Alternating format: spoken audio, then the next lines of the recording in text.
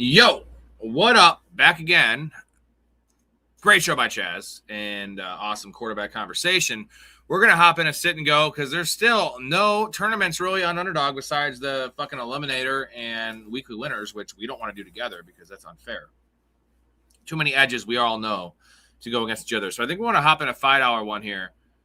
12-person, $5 draft. Let's get in this one now, and hopefully it fills up pretty quick. I am the first person. So you know what? Let's not do that. Let's back out of this one.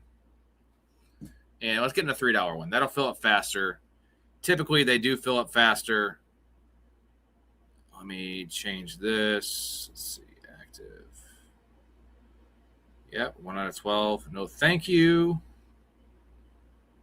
Leave draft. One's gone. We're going to get into the $3 one. That should fill faster. 2026 slate. Make sure that's what it is. And we're going to get in here. So hop on in, boys. And you know what? If this doesn't work, I guess we're going to have to hop in an eliminator or something. Or weekly winners. Either or. I'm trying to save my weekly winners for slow drafts, though, because you need some time to think out the picks. At least with my strategy. But we have two people in here. Join now. We'll give this a couple minutes. And just see what we have here. Let me know who's in here. Let me know who wants to draft with us. And we can figure it out. There's two people in here. We have 3 total. Usually once we get to 7 or 8, the thing will fill organically by randoms, which is what we need. Just hanging out, having a couple beverages, chilling with you fine people. Going to be a good night. Already been a great night, and let's make it even a better night. Let's win some money. There's Helen Hunt. Hello, Helen. How you doing? You look lovely today. Lovely, lovely, lovely. She always looks lovely, doesn't she? Mouth is here. Are you in, Mouth? You're in the $3 sit and go? Hopefully you're in here. Actually, I'm hoping you're not in there yet because we only have 2 other people besides myself. Mouth, did you get your draft or your Underdog thing figured out officially? Did you get your welcome bonus and all that kind of stuff, which is way overdue? Hopefully you got that figured out so they can help you out with some more drafts.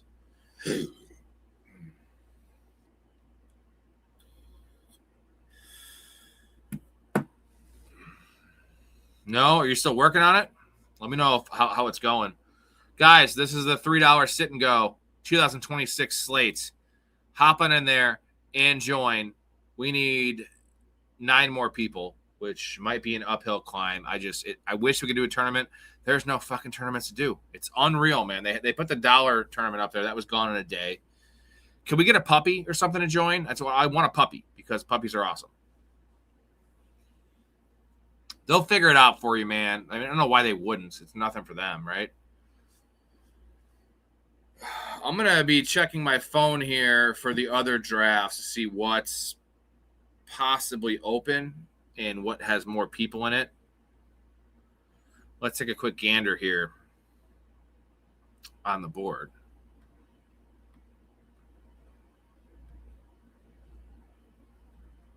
No cookies, absolutely not. You're going to get hyper. I am not hyper. Look what I can do.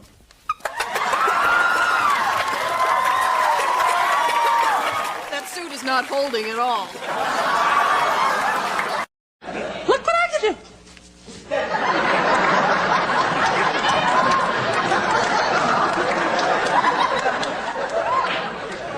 Look what I can do. Look what I can do. Look what I can do. Look what I can do. Look what I can do. Look what I can do.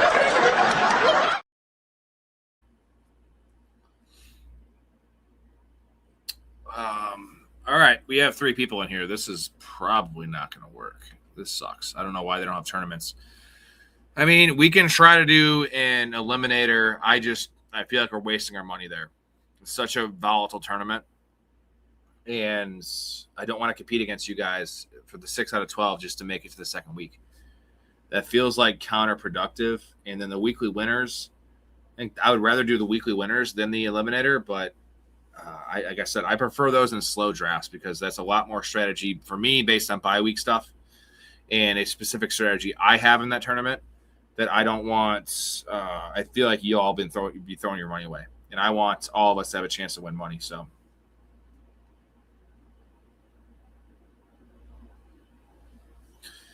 Yeah, we have 4 in here already, Derek, so it would be the same thing. Well, I guess it would be a couple more. Let me check this out. Let's see. So sprint season, which is weird that people would have the sprint season queued up. We can do the sprint season one. That is actually already has 4 in there. Good call, Derek. Let's try to move over there. 5 out of 12. Nope, it gives me 11 more to start on that one, so we can't do that. I'm backing out. We're gonna stick with what we have. All right, now we're up to 6 people, guys. We're up to 6 people. This is the $3 12-team sit and go. Let's fill this one up. Derek, are you in this one yet? Because you're not in this. Now we're looking for 5 people. I think that might have just been you. Let's get this going. Also, I want to shout out to Derek, Mr. Free Throw. What's up, man? Hopefully you were not too rough this morning for practice. Great show last night by Derek. We're getting just the guests, man. Even the fans of the show are elite. It was a great show. Some great conversation, some good times, as always. I want to thank Derek for coming on and, as always, showing his support for the show. And hopefully we have you on a couple more times. We'll be in contact because I prefer drafting with people as well. All right, looking for 4 people. 4 people here in this $3 sit and go. 12-team sit and go.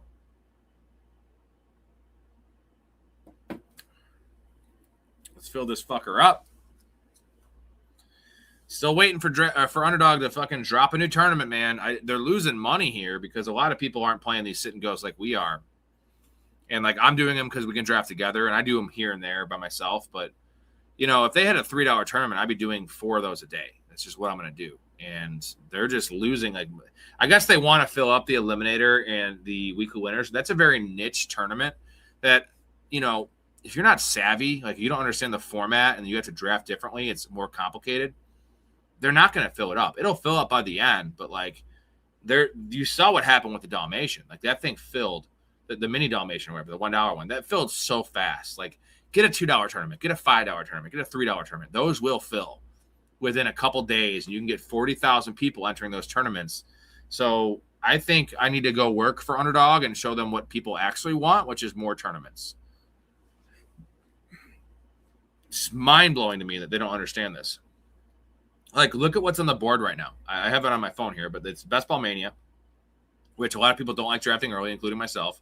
Eliminator, which is weird. Big Dog, which is $500. The Mastiff, which is $1,000. The Pitbull, which is $20, which is almost full. That's only a 10 maximum. You can only do 10 entries. I've already done my 10 on that one. The Dalmatian, which is $101, which is super. That's a lot of money for a fucking best ball. The Satellite, which is free. The Scott Fishbowl Satellite, which is a free thing for charity, and you get an entry if you win or get top 200. You get an entry in their fucking fishbowl thing. No people aren't charitable. Get the hell out of here. That's not going to fill. And then weekly winners. So there's really no tournaments on here, and it's unreal. They're losing money. They're hurting us right now because we want to draft. We're waiting on 2 people, guys. Only 2 more. Not bad. We waited 10 minutes. It could be a lot worse. We waited 30 minutes for DraftKings, so.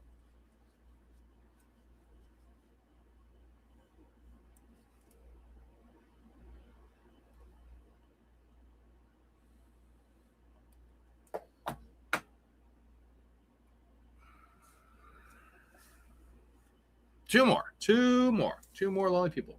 How's everyone doing tonight? Derek, how you doing? You feeling okay after the early morning? Mouth, are you feeling a little better after your cold? Are you recovering a little bit? I know we had Jason in here, and he sent a picture on the Discord about his foot, his toe. That thing looks gnarly as shit. By the way, Jason lost a fuckload of weight, dude. That dude is skinny now, super skinny. He lost 60 fucking pounds. Congratulations there. We're full now, I think. Are we full? Yeah, we are full. Okay. 4th pick. There we go. Oh, Mouth is even worse. You must have COVID, brother.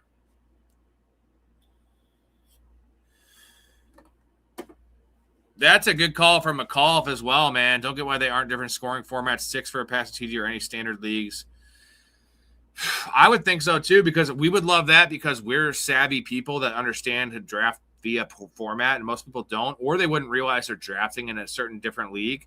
So they should definitely do that, man. Just Underdog needs, when you're raking it in, like they don't realize they could rake it a lot more, and that's on them, man. I don't know, like they need to ask people that actually play these tournaments and these events and the sites what they want. And we'd all say we want multiple more lower price tournaments. Those are the ones that fill up because you can still win a bunch of money and only have $2 entries. So that is just always very confusing for me why they don't do that. Maybe one day they will. Maybe next year. Who knows? Here we go. We're starting here. Jahmyr Gibbs off the board. Let me get my phone ready.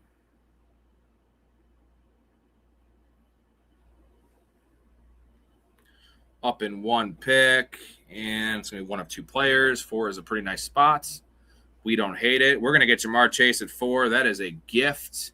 Thank you, whoever took Puka. That's awesome. Jay is in this draft. Jay, what's going on, brother? He has the first pick. He got Jahmyr Gibbs. He's a Lions fan. He's got to be super happy. Montana with number 2 again. What do you know? Montana's always getting 1, 2, or 3, mostly 2. And Jake, who isn't in here anymore, but he was in the earlier stream, but whenever he drafts with us, he gets pick 7, 8, or 9. So super weird. Derek at pick 10. We have Mouth at pick 5. So I'm next to Mouth, pretty close to Montana and Jay. And the American Sniper, Chris Kyle, which is Mr. Free Throw, Derek, is all the way on the right side there. So he's got the whole right side to himself. And like he needs any more of that shit. God damn it. Montana's just loving life. He's just like, yeah, I like to. Although, you know what? 1 and 2 is not the best thing in the world. Hold on. Let me pull up the actual board here. My bad. Didn't have that up there for you guys. You know what's wild to me is that these drafts get way more views than the actual segments I do with elite-ass co-hosts talking ball. And this is a time of year where those are very valuable segments. We just talked about the quarterback tiers, and we dove deep into almost every quarterback and every quarterback tier and just the quarterback landscape. And I'm just confused. I guess people just love the draft. I understand. I like these kind of things too. Specifically, I know our drafts are the most fun, and we have the kind of the best thing here. But the segments are where the money's at, man. And not every segment's created equal. Our segments are that good. So that's why I've been doing a lot more of these best ball drafts, because I got to do what the people want. And I think the perfect world, we do a segment and a best ball draft to end it. I think that's the best way to go about it. But I personally, between me and you, think that this is cheap content. And, I think I'm better than that. I think the community should be better. Not our community. I think the community of fantasy should be better than just watching drafts. Now, this is different because we all draft together. And we also do draft grades and talk about the teams. It's much more interactive. But I hope you guys understand what I'm saying. I'm always down to do these things. Don't get me wrong. I love drafting too. I think the edge we have on our show is that I'm going to actually stream about 35 of my redraft leagues, and 25 of those are going to be high stakes, $250+ entries into fantasy football in prime draft season. And that's what I'm going to offer, that's the valuable stuff where you're actually going to learn a lot of stuff. These are small underdog drafts. I know you understand ADP from these things. I guess we're going to take Drake London here. I feel like that's kind of a bargain for Drake London. Mouth with Brock Bowers before. There goes Jeremiah Love. I hate the 3rd round reversal, man. Well, you don't want that because the 3rd round reversal fucks you over at the 2 pick. See, I am not a fan of 3rd round reversal because snake drafts are fair as they are. You know what I mean? Yes, the first pick gets the first pick, and the top 3 get those elite players. And they do get 3 of the top 27 players. And they have to wait all the way to the 5th round. The 4th round, the back end gets 4 of the top, what would that be, 37 players, where sometimes there's a tier break there. So I much prefer to be on the right side, typically. Now, in redraft, I want to be at the front because I want Gibbs, Bijan, Puka, and Chase, in a lesser degree, JSN. But I love the right side. I love getting the two awesome running backs. I got to take my logo off here because it is blocking the name of the 12 seed. There we go. 12 pick. All right. Rashee Rice off the board. This is real gross. Luckily, there goes Josh Jacobs. We just got Devonta Smith. I don't have any running backs, but this is a pretty good start for wide receiver. We'll see what comes back to us here at running back. All the teams on the right side, 2 of them have running back starts. The other ones have running back, wide receiver starts. So they should all go pretty heavy wide receiver, which will help me. Dirty Dog here has running back start. He should go wide receiver. I feel like now the running backs or wide receivers are going to go off here. Like 7 of the next 9 picks. That's kind of what we need with our certain build. We need the tier of running backs that is going to be left to fall back to us there for the 4th and 5th round. And he goes Travis Etienne. Wild. I mean, pretty good start, but that's 3 really high. And there goes Kyron Williams. Okay. I stand corrected. Now, these all need to be wide receivers here. This should be 7 straight wide receiver picks because maybe Javonte Williams goes. That'd be the only one. And I know Derek will take Javonte Williams if he's there. He'll go running back. Now he's not going to be able to, so Derek has to take a wide receiver here, which actually probably helps you out because running back is a little aggressive.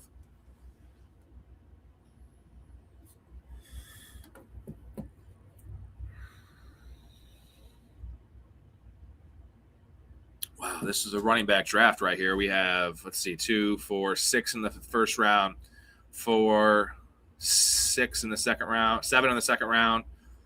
And now we have 5 already in the 3rd round, which maybe Cam Scatterbo goes here. I doubt he does. Chris Olave is a pretty nice pull for you there, Derek. I would say with how late you got him. There goes Josh Allen. We love seeing Josh Allen go early. We love seeing that.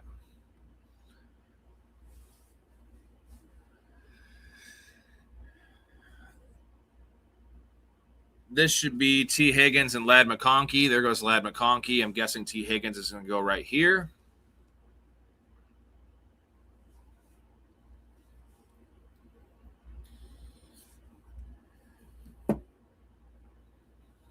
He's thinking about it. Oh, he goes Cam Scatterbo. Wow, the running backs are gone, bro. And they're gone. Derek almost got himself. He's going to take Malik Neighbors. Derek is taking Malik Neighbors, guaranteed. He loves Malik Neighbors.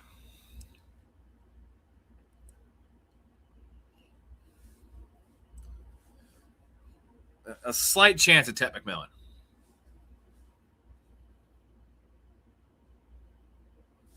And there goes Neighbors. All right. A couple teams here with 2 and 3 running backs. Garrett Wilson off the board. Ted McMillan off the board. Ibuka will be next. Ibuka will be off the board here for sure. If not this pick, Dirty Dog will take him. I think it's going to be this pick. And Lamar Jackson is gone. All right. That's a pretty early Lamar Jackson selection, which we kind of like.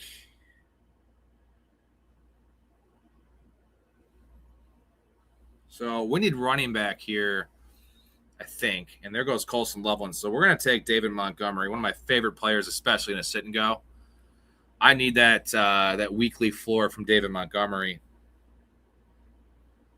And we'll pop in a couple guys to take. And if not, we'll take any of these dudes. So, all right. Going pretty well so far. Don't hate this team in a sit and go, especially. If I can get a running back here coming back, I'll be really happy. There goes Mike Evans in Montana. He's got Bijan, Nico, Rashee Rice, and Mike Evans. That's a Bukaki crew. Jay with Terry McLaurin falling back to him at pick 48. Really dig that pick, man. Pickens, McBride, McBride, McLaurin, and Jahmyr Gibbs. This is going to be Travion Henderson. Hey, and there's Travion Henderson. I know you, Jay. I love you, Jay. It's fine. I wasn't going to touch him, so. Montana will take a running back here. Probably Bucky Irving.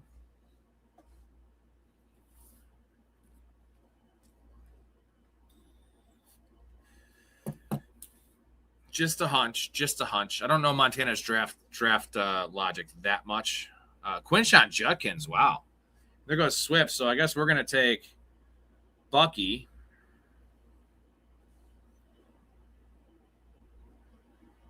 I was fine with any of those guys. Travion Henderson was my least likely to be taken. I would have ranked it Judkins, Irving, Swift, Henderson. Swift is pretty nice value there. I much prefer Swift in a PPR, though. Like, at that value for sure. But I just don't know the touchdown upside, right? Like, it should be great in that specific offense he plays in with Ben Johnson. But I have a feeling that, God, I don't know. I have a feeling he's splitting goal line work with Kyle Monangai. I think Kyle Monangai is going to get at least 50% of the goal line work, maybe more.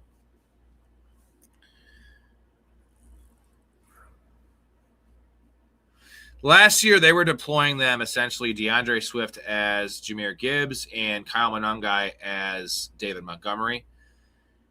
If that holds up, DeAndre Swift's going to be a value. If it doesn't hold up and it becomes a true 50-50, which is kind of where we're trending, then Swift will be barely a value and Monangai will be a major value.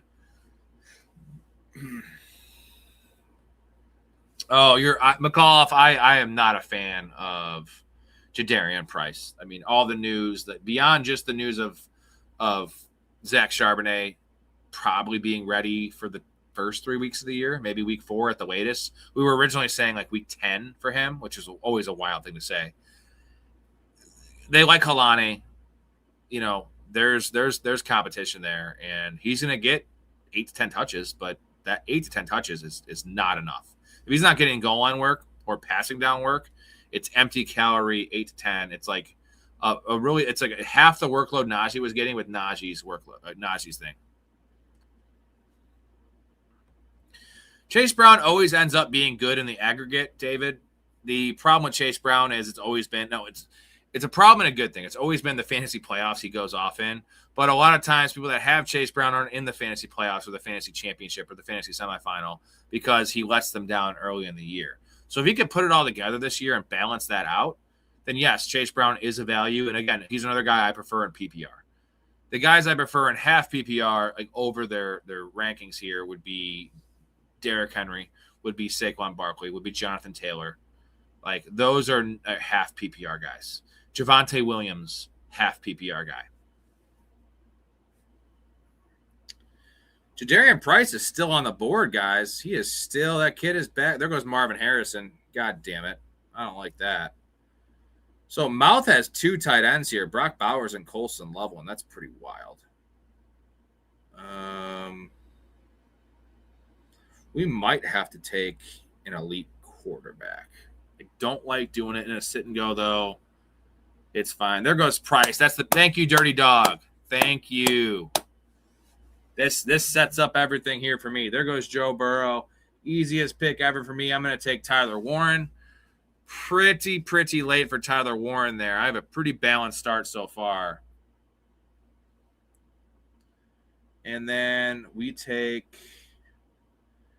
either of these guys if they fall. You got 3 guys in the queue. Oh, man, I don't like the guys I have in my queue, though. There goes Caleb to Montana. Let's see what Jay does here.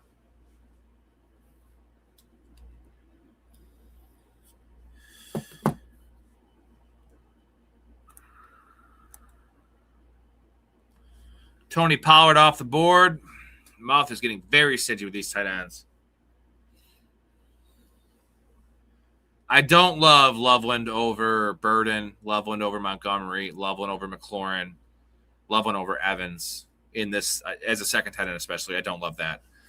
I don't want to flex him. I'm not flexing a tight end over any of those names I just mentioned. And we're going to get DK. I'm taking a lot of DK recently, man.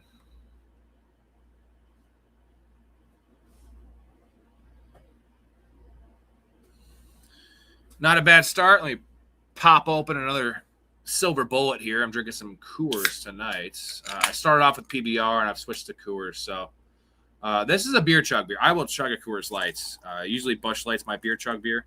So if we do meet the goal, we will do another draft, and I will do a chug. If we meet any of the goals, guys, 20 likes in this video. We need 9 more likes. We'll do another draft. If we get 5 subscribers in this video, and a lot of you guys already subscribed, but if not, sub to the video, sub to the channel, we will do another draft, and I'll do a beer chug. If we get a Patreon member, a lot of you guys are not in here yet. Get in the community. It's super simple. It's really cheap of what we're offering. If you bet on sports, if you bet on NFL in particular, it's going to pay for itself 100 times over. And I literally say 100 times over if you aren't betting $10 a bet. If you bet $50 a pop on my plays, you're gonna literally make 100 times what you're putting in. If we have the year we had last year, let's just call it 50 times. Conservatively, we'll call it 20 times if we have a bad year, because a bad year for us is still making bank. Now, you can still get these bets, guys, on Saturday night when I do the gambling show, because I do release it to the public. But I'm making these bets on Wednesday and Thursday. The odds change that much where you will lose to the course of the year if you follow all of them, all 150 roughly. You'll lose about 10 or 12 that I will win, that we will win as a community, because if you place them at the proper timing. And those 10 bets is a big swing. That is a big swing. So there's a lot more reasons besides that to get in. You get free merchandise. You get access to private shows. You get access to me personally and all the co-hosts in the Discord, as well as the community in the Discord, for any of your questions. We answer a lot of questions on the show. We're on all the time, but sometimes I'm not live when you have a pressing trade question or start sit question or a waiver wire question. We're gonna get you those in real time. Me personally, I'm on there all the time. It's making this my life, my job, my vision, my everything. So also you're supporting a great cause, right? A show that needs support. So we definitely appreciate any of you guys that are interested. If you have any questions, ask the chat, ask myself. They will answer all of them. Non-biased, I'm not going to tell anyone if you're really hurting for money. I'm not going to be like, dude, if you gotta eat, if you're not eating, you have to eat. You have to pay rent. You have to pay rent. I understand that. But if you're a big football fan, you're already putting a lot of money in fantasy football. Why not make money in fantasy football, which you will? Now that right there is a guarantee. We are at pick 90, and we don't have a quarterback yet. It's kind of gross right now. It's really gross right now. All around gross.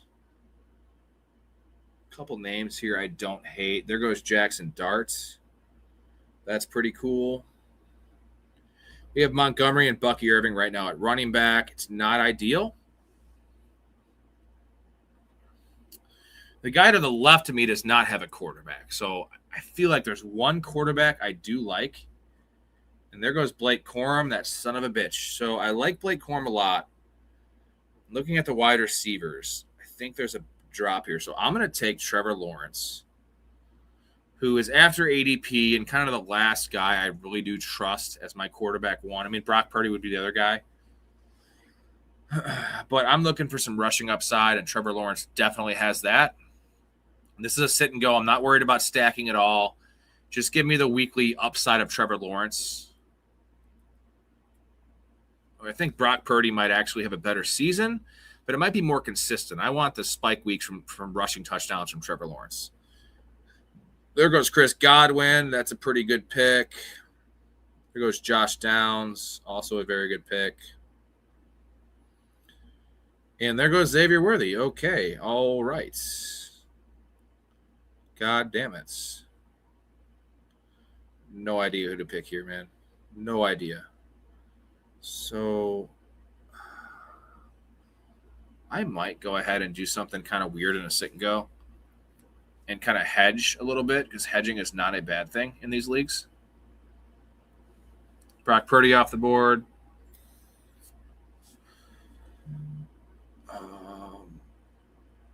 Let's go ahead and shit. I have 4 receivers. I'm going to lock up. I hate the buy situation. I'm going to lock up the Tampa Bay backfield here just for the floor aspect of having for sure one really good week each guy. Don't love the decision there, especially with the buy problem with having the same buy. But my running back room's a little wonky. If I pushed off running back here, I could have taken Jonathan Brooks. I think his ADP is too high, man. I love Jonathan Brooks. Too high for me. Give me the set it and forget it Buccaneers running back room, which is very valuable, with an elite tight end, with 3 banger wide receivers here in Jamar Chase, Drake London, and Devonta Smith, with DK Metcalf as my 4. And I can pair together the rest of the running back room pretty nicely. Just can't take a week 10 bye is what I can't do. 130. This is getting too deep here. Not getting any of those receivers. That's fine. Probably going to have to pound out a quarterback at some point here. So our bye at quarterback is week 7. Not worried about week 7. There's not a lot of buys there. So we're just going to pop in a couple guys here at quarterback. With Trevor Lawrence, it's that fine line of you could take 3 quarterbacks with Trevor Lawrence. It's not, you don't have Joe Burrow or Caleb or Justin Hurts or Justin Hurts. I don't know his first name because he's terrible. I'm kidding. Jalen Hurts. We're not worried about taking a third quarterback with those guys. With Trevor Lawrence, a third quarterback is in play. Not totally sold, and also draft capital-wise, 8th round. It's not investing too much in the position as your first quarterback. There goes Rachaad White. Stafford and Nick's off the board. So now the quarterbacks are drying up here. There's 4 guys I really trust left, and I would take any of those guys if they do fall. If not, we're going to make this for sure a 3 quarterback build. So we're going to have to see what comes. Simple Jack, the story of a mentally impaired farmhand who can talk to animals, was a box office disaster that many critics called one of the worst movies of all time. Got a good brain. I think you've got a fine brain, Jack. You make me happy. But now the question is, can speed... A call off. The issue is they all could have no value, including Zach Charbonnet. Like, none of these guys could have value. I understand Holani and Wilson don't have any value. But it could be a situation where none of these guys return value because it's such a convoluted backfield with, a 3-way committee on a team that was really inefficient on the ground last year that want to throw the ball. No, thank you. All right. Oh, Matthew Golden. You heard our conversation with him earlier. That's fine. Let's just take Jared Goff and kind of make this quarterback room really respectable. Trevor Lawrence and Jared Goff. Really comfortable with that.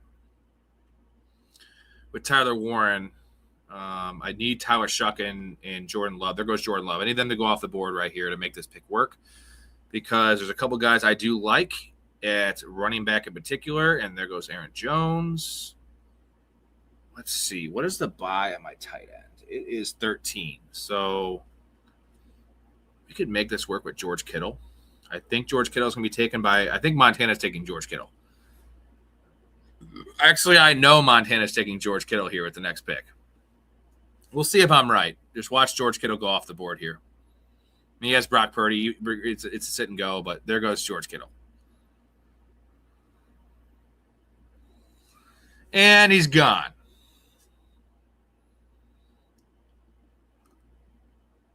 That would have been a nice pick for me, even though I have Tyler Warren. The value was too good there. So that's cool. Let's take Chris Rodriguez. Sure up that 4th running back spot with some touchdown upside. That Matthew Golden pick, Mouth. I wanted Matthew Golden, brother. I needed Matthew Golden.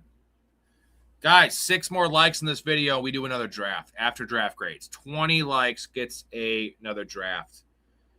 5 subs gets another draft. Any Patreon sign up gets another draft, or $10 in super chats. A lot of ways to get it, and I always honor them. As long as we're not sitting in a lobby for 20 minutes, we always honor, and we will draft. We've done a 6-hour show on this program. We've done a bunch of 5-hour shows. This is only 36 minutes. We just got done with a 2-hour stream with the Chaz talking quarterback tiers. So we're at almost 3 hours so far tonight, which is, pretty par for the course. There goes Rashid Shaheed. Now, this value, guys, Rashid Shaheed is now just going too early. I mean, 130, I guess it's not that crazy. I feel like the value is gone on Shaheed now. If we're going to have to take him in the 11th round, I like him in the 12th. I like him in the 13th. I don't hate the pick. You needed it. Let's look at his receiver room. So, Derek has Olave, Malik Neighbors, Christian Watson, and Rashid Shaheed. Like, putting a lot of pressure on Shaheed. As much as I'm the biggest Shaheed fan, I think I'm a bigger fan of Torrey Horton now at his ADP in the 17th round than I am Rashid Shaheed in the 11th. That's saying a lot because there was that stretch where I was drafting Rashid Shaheed in every single draft in like end of the 12th, early 13th. Those days are just gone, man. They're just gone. They're never coming back either. Man, we have no tight ends next to me. So tight ends are going to be going. Quarterbacks are already gone. How's the running backs look next to me? So I have the 4th pick. 4, 4, and 4. So none of these guys should be taking their 5th, right? 5, 4, and 4. They need receivers. They also need tight ends. So they should all take receiver for sure. And that can leave me with a pretty nice option there. I need a running back 5. They invested more at running back position, most of them, than I did. So I need a steady running back 5 on this squad. And then I'll focus on receiver late because of who I have. Again, I have Jamar Chase. I have Drake London, Devonta Smith, and DK Metcalf. I feel like that's a really good 4. I'm going to need to make it a 7 receiver room now that I've waited, which I'm fine with. I much prefer taking in a sit and go wide receivers late, dart throws, than I do running backs. Yeah, it worked out for you for sure, Derek, because I like Coker as well. And I actually do the same thing. I draft Shaheed over Coker as well. But it's close. I think Shaheed is a much more of an upside play. But I would say Coker is the floor play. He is the true number 2 in that offense, and there's really no one else there. We got some USA soccer team love. Damn straight, man. Mark Andrews off the board. That kind of sucks. I wanted Mark Andrews. Someone took fucking Isaiah Pacheco, dude. Come on, brother. Come on, man. So now we're going to lock up another backfield and kind of play the sit-and-go game with Woody Marks. This takes away some of my upside for sure. The floor is really nice with Montgomery, Marks, Irving, and Gainwell. I don't know if I love it. I think this is playing for like 3rd place, right? Like it gives me security from the injuries, but it also caps the upside of the, Woody Marks ain't doing shit if Dave Montgomery has a hell of a game, which is totally fine. The problem is that they both have like 60 and 40 yards and no one scores a touchdown. I'm getting nothing that week. Don't love that. I'm going to need one more running back on this team now that I'm thinking about it. And we would take a 3rd quarterback. I don't think I need to take one now, though, with Lawrence and Goff. I don't need a tight end either. There goes Chick. So let's take one of these veteran receivers. I need a floor receiver here. It's Juwan Jennings. It's Trey Tucker. One of those dudes. Let me check out the buy situation for my receivers. 6'11", 10'9". Pretty balanced there. So it's going to be Trey Tucker here. Don't love this pick at all. That's my 5th receiver. I needed somebody to kind of just give me some – I need snaps, right? The guy's going to be on the field, and Trey Tucker's going to be on the field.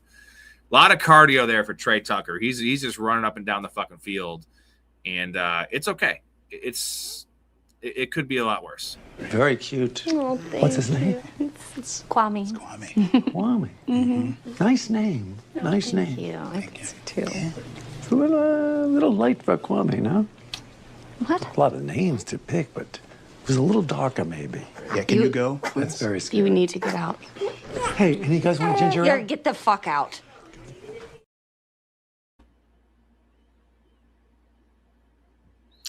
Yeah, Larry, get the fuck out. All right. We are into round 13, guys. After this, we're doing draft grades on every team that community members are drafting in this draft. And we have Jay, we have Montana at 1 and 2. We have myself at 4, Mouth at 5, and Derek at 10. So we have 5 draft grades to give out. Letter grades A through F. Help us out in the chat. Tell us which teams you like, which teams you hate. This is a sit and go. This is not a tournament. There's no stacking needed here necessarily. It is just a one league type situation where it pays out the top 3 total points at the end of the year. So we love drafting tournaments around here. We usually draft tournaments, but there are no tournaments to be drafted right now besides wonky tournaments or like the $100 or the $100 Dalmatian, the $500 Big Dog, and the $1,000, whatever the hell that one's called. Or Best Ball Mania, which I don't advise drafting Best Ball Mania too much this early in the year. I'm personally not doing it because I want a lot more volume, and I will get my Best Ball Mania teams in later when I have more information based on these situations, these players, all that kind of stuff. The quarterbacks are all gone now. We have Sam Darnold, C.J. Stroud, Cam Ward. We're looking at Daniel Jones, Bryce Young, Mendoza, Rodgers, Geno, Brissett, Tua, and Deshaun Watson as guys that are potential starters or back-end starters. So I have an option to go with the 2 quarterback team here with Lawrence and Jared Goff. I have an option to take a late guy if I really want to. I got to look at Mouth. Mouth has 1 quarterback. It's Joe Burrow. So he's most certainly going Bryce Young, Daniel Jones. I think he's shooting for Geno Smith is my guess. He will be taking Geno Smith. Probably not this pick, but I'm guessing he would take Geno Smith in the 15th round. So I can't bank on getting Geno Smith as a guy I love to take, but he will take him earlier because he needs him as a second quarterback. And Mouth, you might want to reach on him because I might take him in the 15th. I might do it. If Bryce Young and Daniel Jones are gone and I don't like any of their players and TJ Hawkinson's off the board, okay. Is that Derek? American Sniper. Fucking Chris Kyle, dude. What the fuck, man? I don't like it. I'm not a fan. Don't do that. Y'all don't say that. So let's take our 6th running back here in Dylan Sampson. The running back room now is pretty strong. Probably too strong. David Montgomery, Bucky Irving, Kenneth Gainwell, Chris Rodriguez, Woody Marks, Dylan Sampson. So with that pick, I am making this only a 2 quarterback build. That's what I have to do. And I have to make this only a 2 tight end build because wide receiver will be really light if I do anything too cute. So we have to find out what tight end we want. So we have a buy of 13 for Tyler Warren. Yeah, 13 for Tyler Warren. We need another guy here. And it's not great. I can't push it off, though. If I push it off and I get left to the Terrence Ferguson range, I'm not going to like it very much. I would have taken Flournoy, so you saved me there. You did save me there. 15, 16, 17, 18. So I have 4 more picks. If I take 2 tight ends and 1 receiver, that's a 6-receiver team. That's not enough at wide receiver. So this has to be 1 more tight end. And there is really just 2 names I like. There goes Sean Tucker. Don't like that pick. Like it for myself. Love you, Jay. Oh, this is gross, man. I need a TJ Hawkinson on this team. Hawkinson and Tyler Warren is my dream setup there at tight end. And, with Derek around, we just can't have good things. We just can't have nice things. It's never going to happen. He's going to fucking take them and take them early because it's good picks, even where he's taking them. But I don't have to endorse it. I don't have to endorse it. Let's take Gunnar Helm. It's a light tight end group. It is light. It was always going to be light. I see no reason to take one with my last 3 picks. I have – what's more important, I guess, for my team? To have 8 receivers and have 3 tight ends. I think it might be more important to have 3 tight ends. I don't know, man. Chase, London, Devonta Smith, DK Metcalf, Trey Tucker. That's all I have, 5 receivers. I have enough at running back where I can get some flex appeal week to week with some of my running backs. But I made a strength kind of a weakness with how I drafted with Chase, London, Smith to start off, and then DK Metcalf, and I just haven't drafted one. I've drafted 1 receiver the last 8 rounds, which is fair to do. I had to make it work here at the end, and I guess we're going to see who's available, but I guess I have a couple tight ends I don't mind. We might take them. Other than that, we need to take some veterans I know are going to be on the field. There goes Isaac Tesla.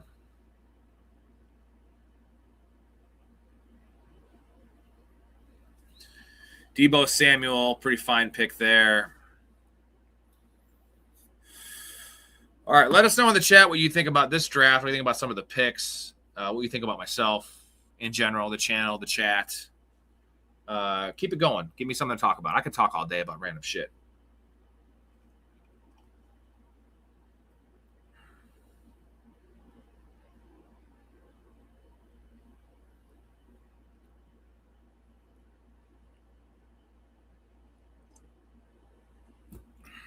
There goes Terrence Ferguson off the board. What is Derek's tight end situation? He has Tucker Kraft and TJ Hawkinson. Pretty fine room. I'm wondering if he's going to take a third one right here.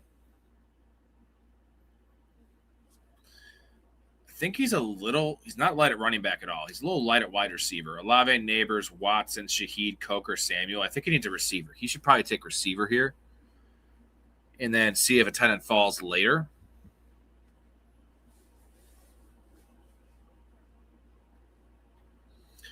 Mendoza off the board.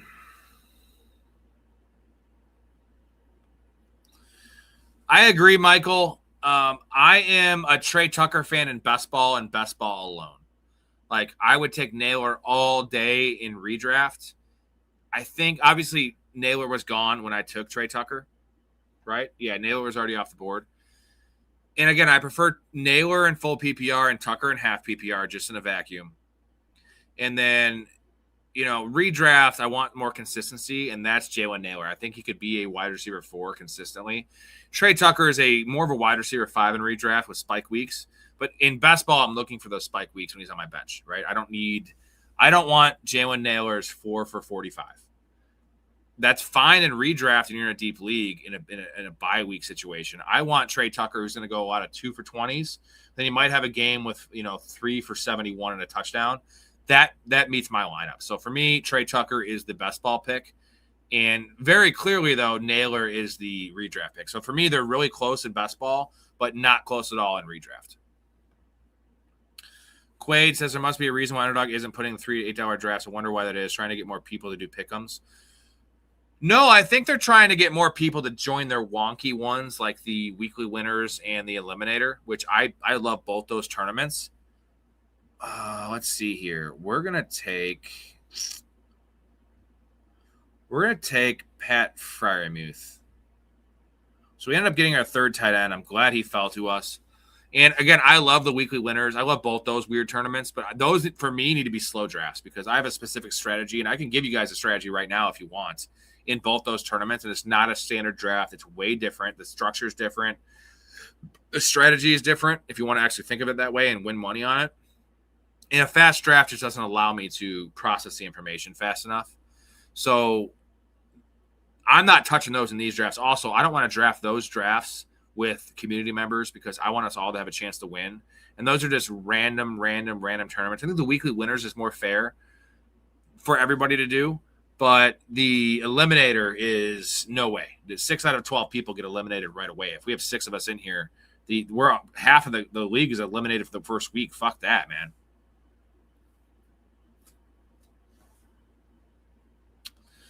Yeah, they're trying to do that. They're trying to fill up the tournaments, but you just saw what happened with the Dalmatian, too, the $1 tournament. That filled in one day, and that was a giant tournament. It was 126,000, I think. Filled in one day, man. Well, I know I'm not getting this player if I wait, even though Derek already does have this receiver, but I just don't think I'm getting him, so I'm going to take him right now, Torrey Horton. Michael, I'm the biggest TJ Hawkinson fan this year in the history of the world, and slowly but surely now he's getting sniped from me from the people that are drafting here. But there was a stretch where I was the only one on Hawkinson, and it's not. I think he's bad. Hawkinson is bad. I think he's also a pro, and the depth chart is great with Josh Oliver. Kyler Murray is very, very, very tight end friendly, and it's the price, man. Tight end 22. The fuck are we? TJ Hawkinson should be ranked tight end 15. He should be ranked tight end 15. He should be going around the range of Dallas Goedert, right? He should be going after Likely, after Goddard, but ahead of Gadsden, ahead of Okonkwo, ahead of Sadiq, ahead of Henry, ahead of Strange, ahead of Johnson. And those guys all go ahead of him. They went ahead of him in this draft. It's really wild. So And you know what? This is not factual. Obviously, this is not a conspiracy theory, but we saw Javonte Williams take 2 full years to recover from his ACL. And it was an ACL and an MCL multi-ligament tear. I'm not saying Javonte Williams looked great last year by any stretch, but he looked much more like his old self than he did the previous 2 years. TJ Hawkinson had the same situation, and TJ came back early. If you remember, he injured his ACL. It was week 15 in 2024. By the way, he had 95 catches in those first 15. Not even full 15 weeks. It was 14 and a half. It was like the third quarter of that game, week 15. And then he came back the next year, week 10, because they were in contention with Kirk Cousins, and he came back early. And he actually had a good year coming back. He had like 485 yards in 6 weeks. Maybe it was 7 weeks. He had 0 touchdowns, though. So he had no touchdowns. He was actually averaging like 60 yards a game. And then last year was the year it was awful. But Jordan Addison was averaging 8 touchdowns a year for his career, and then he catches 2.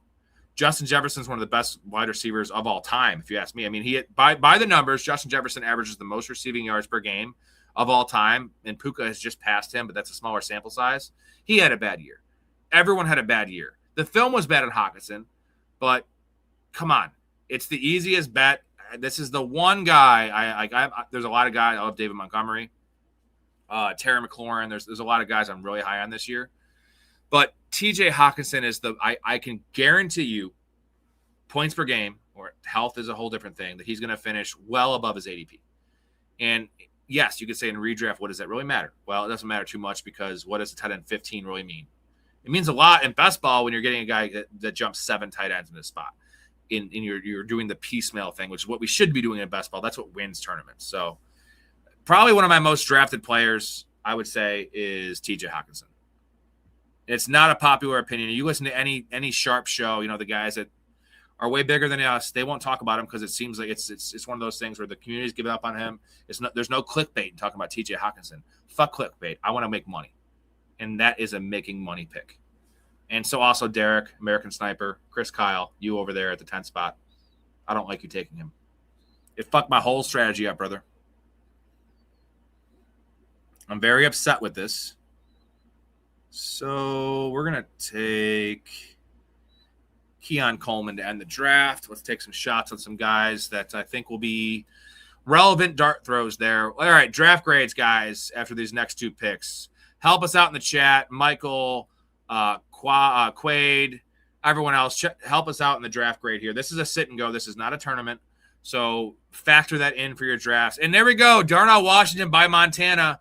We've seen it before. We just saw it again. I think I kind of like this pick by you this time, but not surprising. All right. We're going to start off with Jay's squad here.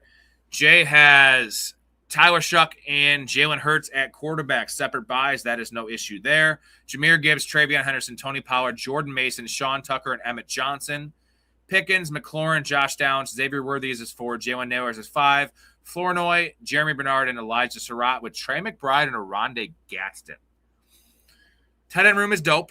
I like the two. I'm glad you didn't take a third with Trey McBride. That is fine. I like the top 3 receivers. I don't like Josh Downs as my 3, though. Xavier Worthy's okay as a 4, not ideal. Naylor, Flournoy, Bernard, Surratt. The build in this team, very proper, 2-6-8-2. I think that you took too many running backs, and it's not glaring, but Sean Tucker, Emmett Johnson, I guess that's the Travion Henderson problem, guys. When you draft Travion Henderson as your second running back, he's not trustworthy, big X factor. We're going to have some issues with, you want to fill out that roster, right? And then, the wide receiver room. I mean, again, this is a Trey McBride team, though, right? And the quarterback room with Hurts and Shuck is formidable.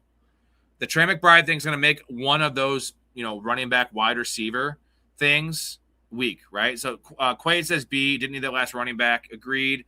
I want all your wide receivers to be moved down 1. I love Pickens and McLaurin. I want Downs as my 4 and Worthy as my 5. And if I don't have that, then I want someone better than Jalen Naylor, right? I do really like the Flournoy pick, kind of in a sit and go especially. It gives you some Pickens insurance. So I'm going to go B- in this squad. The build's okay. I have issues with the running back. Mostly the 5 and 6. I think you just needed 5. You should have just dove in on the 5 and trust Travion Henderson. And then I want a little bit more at the wide receiver room. So Quaid says B, Derek says B-, Michael says C+. That's all pretty fair. Let's go on to the next squad here, and that is Montana's squad. We have Caleb Williams, Brock Purdy, and Aaron Rodgers. Really nice room there. Bijan, Quishon Judkins, Jalen Warren. Jalen Warren's an ideal 3, especially in a sit and go. Aaron Jones and Tank Bigsby. So it's a good room, man. I liked your kind of boring veterans there at 3 and 4. And it'd be better in a PPR, but even in a half PPR, they're going to get you some weekly points. You have Bijan, who's in there every single week outside of his bye week. And I'm a big fan of Judkins, so I like this running back room. Nico Collins, Rashee Rice, Mike Evans, Chris Godwin, Jalen McMillan, Zach Branch, and Jason Stribling, 2 rookies there. George Kittle, Chikakonkwo, and Darnell Washington. Your Darnell Washington picks, I mean, I'm not going to just rip it because I don't think he's good. I do like Darnell Washington, and it's nice that Jonnu Smith's gone. I think the Kittle Achilles thing isn't. I understand why you took a 3rd one there. If it was, if you had, let me ask you this real quick, Montana. If you had Kyle Pitts, or you had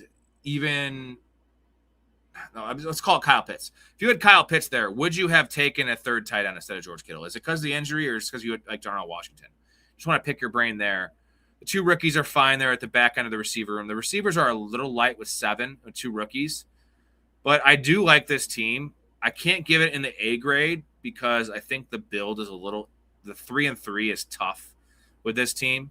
You pulled off running back really well, and wide receiver, it's a little thin. With Godwin as your 4, and then McMillan as a 5, it's a hedgy, right? It's a hedgy. So I'm going to go right around the J grade. I'm going to lean closer to B on this team, but that's what I figured, Montana. I'm gonna lean closer to B, but between a B and B-. What do you think about this squad, Montana, on your own? And then what do you guys think in the chat about this team? Derek says B- to B. That's exactly what I said. I'm waiting to hear what Michael and Quaid say. Guys, 5 more likes on this video. Michael says B-. So we're all lockstep here. 5 more likes, 5 more subs, $10 more in super chats, or anyone joining the community on the Patreon, we'll do another draft. We are going to go to, it might be my team now. Here we go. My squad. We have Trevor Lawrence and Jared Goff at quarterback, David Montgomery, Bucky Irving, Kenny Gainwell, Chris Rodriguez, Woody Marks, and Dylan Sampson. So I double hedged here because it was a sit and go. I have Bucky and Gainwell. I have Woody Marks and David Montgomery. But I do have Chris Rodriguez and Dylan Sampson. I think it might be a little heavy at running back, but I did that specifically because my wide receiver start is Jamar Chase, Drake London, Devonta Smith, DK Metcalf, and then Trey Tucker, Torrey Horton, and Keon Coleman. So the back end of the wide receivers, the last 3, not a fan of. I don't think I need them. Tyler Warren, Gunnar Helm, Pat Freiermuth. So my biggest conundrum here was, do I go 8th receiver or do I go 3rd tight end? And Tyler Warren is right on that cusp for me where I'm very comfortable with 2 tight ends. Like, obviously, McBride, Loveland, Bowers. I'm totally fine with 2. I think Tyler Warren's a lot closer than the Colson Loveland than most. But that being said, Gunnar Helm is my 2 I was not super comfortable with. So I chose Pat Freiermuth over an 8th receiver based on who is there. I'm banking on Chase, London, and Devonta Smith giving me some really nice weekly floor there. And then DK is a nice upside shot. And I think my running backs are going to give me some weekly flex appeal. The fact that I did hedge is going to hurt my upside, but also give me viable guys week in, week out. So I do kind of like this team. The fact that I got the 2 quarterback build going that late. I don't hate these 2 quarterbacks. What do you guys think for a grade in the squad? I don't like to grade my own team, so not one of my best teams, but definitely not close to my worst. I guess it all depends on what you think about the back 3 receivers. I think they're going to be on the field. Keon Coleman's a big question mark, but dude, we were talking about this yesterday. Like, Keon Coleman still has a chance in this wide receiver room. I mean, the best 2 receivers are both 6 foot tall, Shakir and DJ Moore. And DJ Moore can play X and play outside, but is he great at that? Not necessarily. B-, don't love the hedge. I like playing for upside. You even think that way in a sit and go though, Michael? Because I would never do this in a tournament. Like, absolutely not. I don't hedge ever in a tournament. This is a sit and go where total points matter. So that is why I did the hedge. And the double hedge was interesting. They were also the highest rated players on my board. So I think this is a sit and go team. Like, that's the thing. I also said when I did it, I don't think this is a first place team. I think this is going to be between second and fifth, which, in a $3 league, what am I really getting? That's kind of how the board fell. Jay says B to B plus, even though the build is wonky. Derek, you're fucking wonky. Just kidding, bro.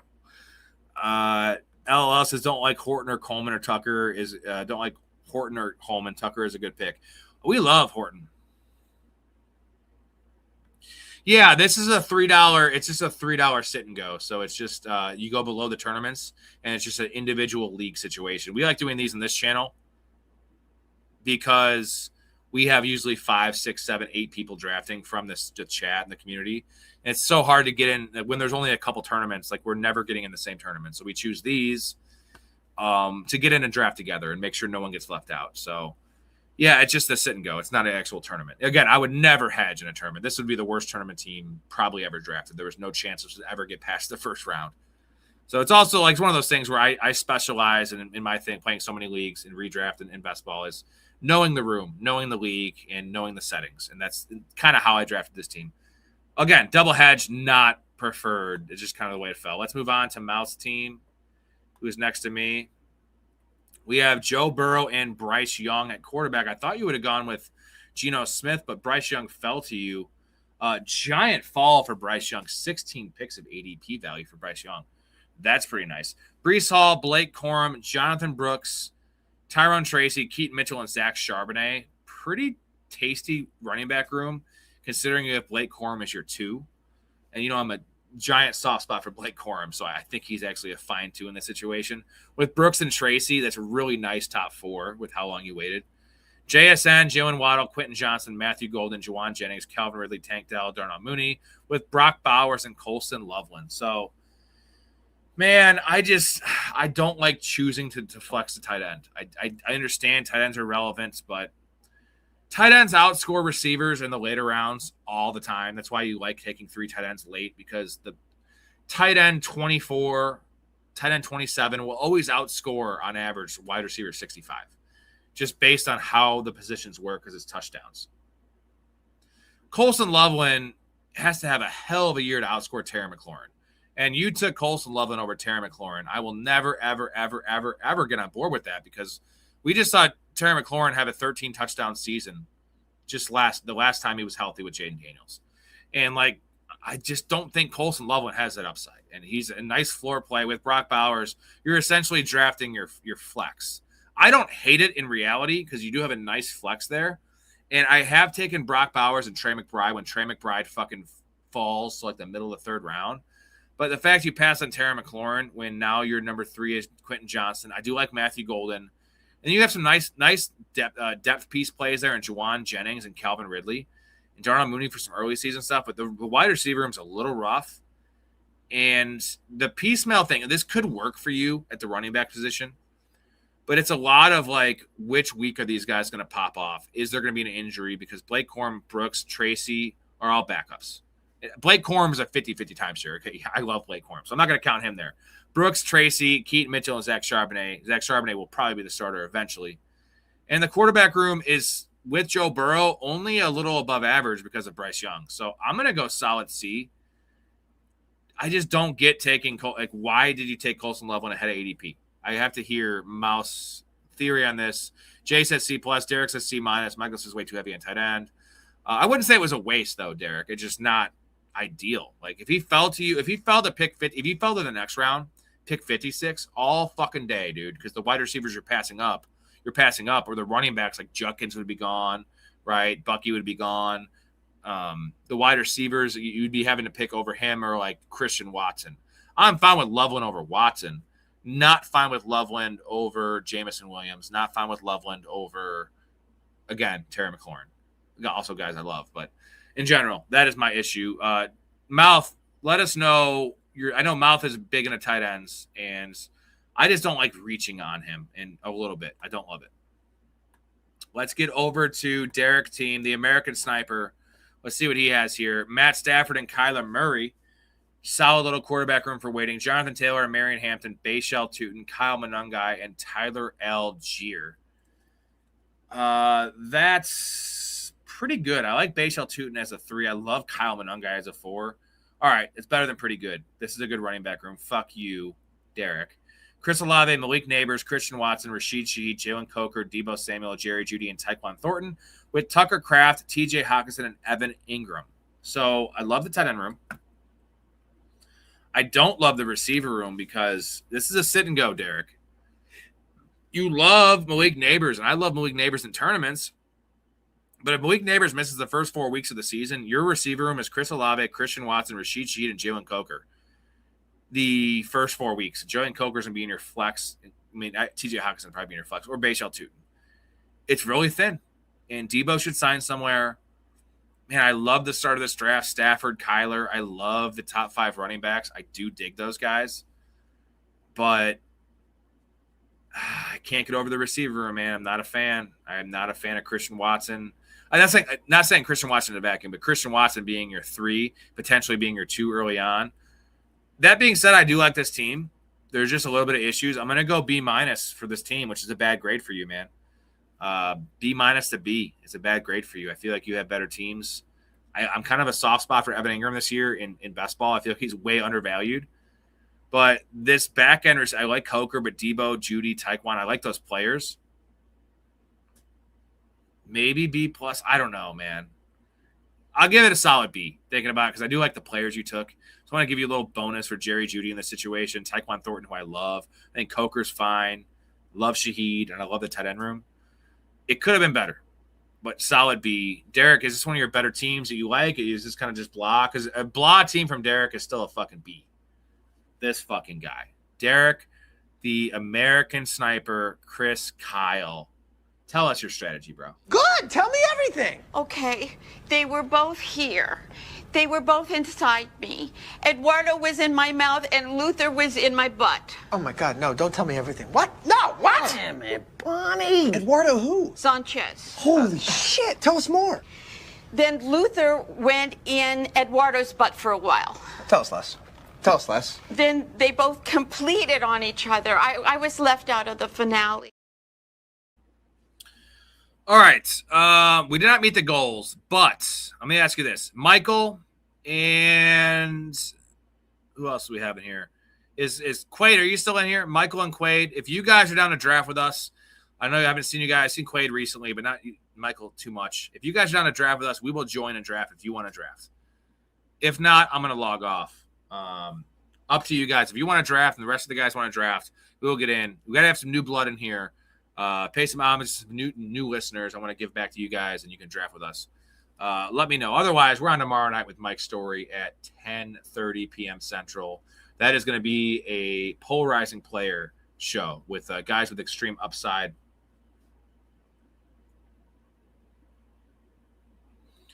Yanni says, all right, do that clip was literally my first 20 seconds ever checking out one of your streams. I'll catch another one later this week. Well, damn straight. I mean, come on. It's always Sunny's all time. Oh, for sure, Michael. Appreciate you, man. Appreciate you. Derek likes the team overall. Obviously, wide receiver is a weakness. Took Stafford and Kyler back-to-back. Probably should have passed on Kyler, waited on second quarterback. Yeah, we look at it that way 100%. But, again, it was still a solid team. It's just I feel like you've had better teams.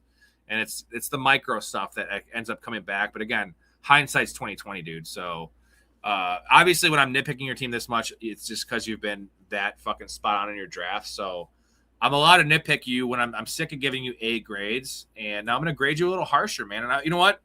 I feel like I fall to that a little bit too. You guys grade my teams harsher, as you should. Like, I'm the one hosting this goddamn show. You're watching me. Like, I should be eviscerated for bad picks or bad builds or buy situations, anything like that. Like, I deserve to get that.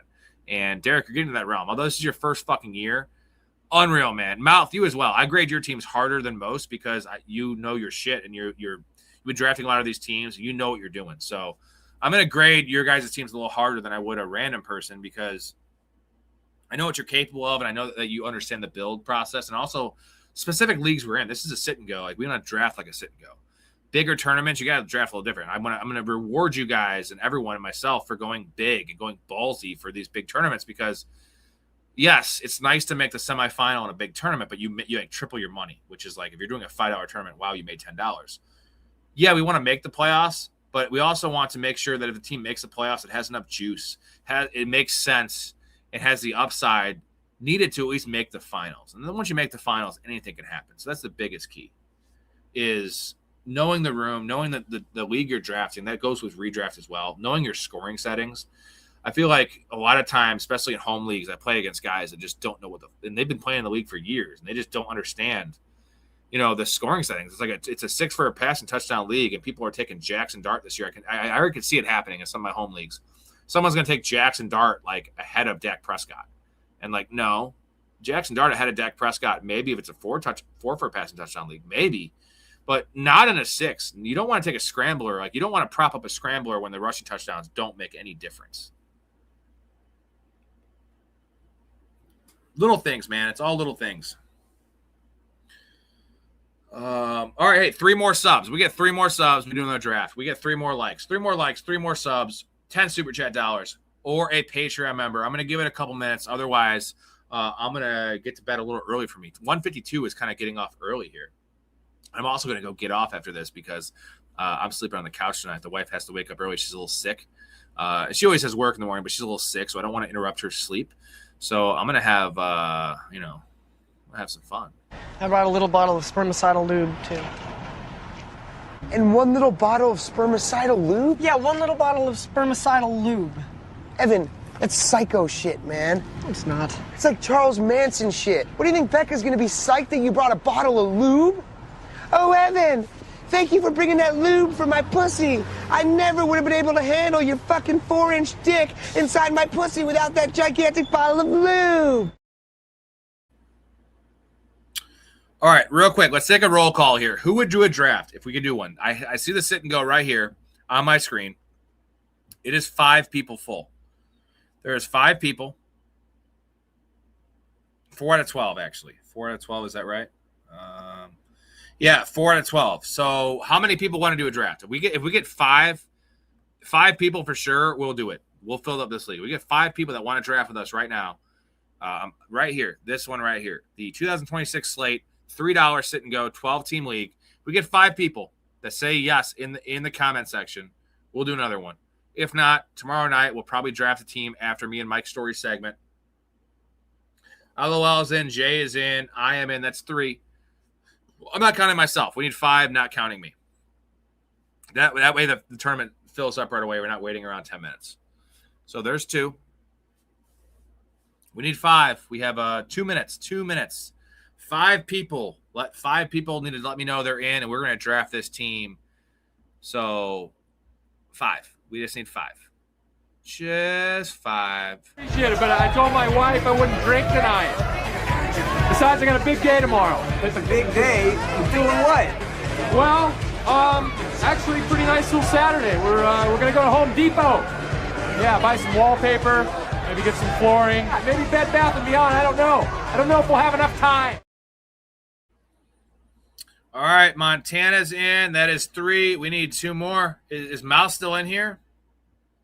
Did Mouth get mad about my draft grade of him? I gave him like a B, dude. But I'm never going to endorse early tight ends. Derek is 4. I'm such a bad influence on Derek.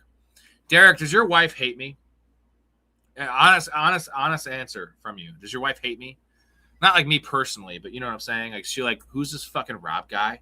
Like, what's this channel? What are you doing? I know you said you've had it on the car a couple times. But she's in the car with you. I say some crazy ass shit. So I know she probably thinks I'm a little out there, which fucking accurate. One more, guys. We need one more person in the chat to say they're down to draft and draft with us. 12 person, $3, sit and go. We got 1 minute. You know what? Fuck it. Jay is in, Montana's in, Derek's in, and LOL's in. That's 3 community members and a potential, hopefully soon-to-be community member in LOL. Let's do it. Let's do it. You know what? We'll get in this and see how long. If it doesn't fill in like 5 minutes, we'll back out. But you know what? I'm in a good mood. I'm always in a good mood, guys. But That's the best answer. Derek, how long you been married, man? Let me guess. So I know your daughters are all out of the house. You're 51, so you probably got married at 24, knowing you. So you've been married for 20. You've been together. I'm going to say you've been together since 20. I say you've been together 28 years. 28 years is my number. Is that accurate? That's the best response ever. She doesn't pay attention to me anymore.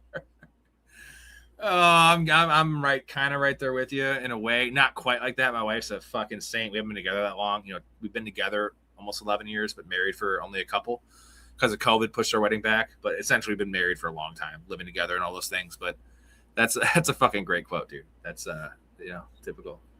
So I want to hear, am I right? Am I right on the 27, 28 years? You've probably been married 24, 25. 25 married, 28 together. It's my guess.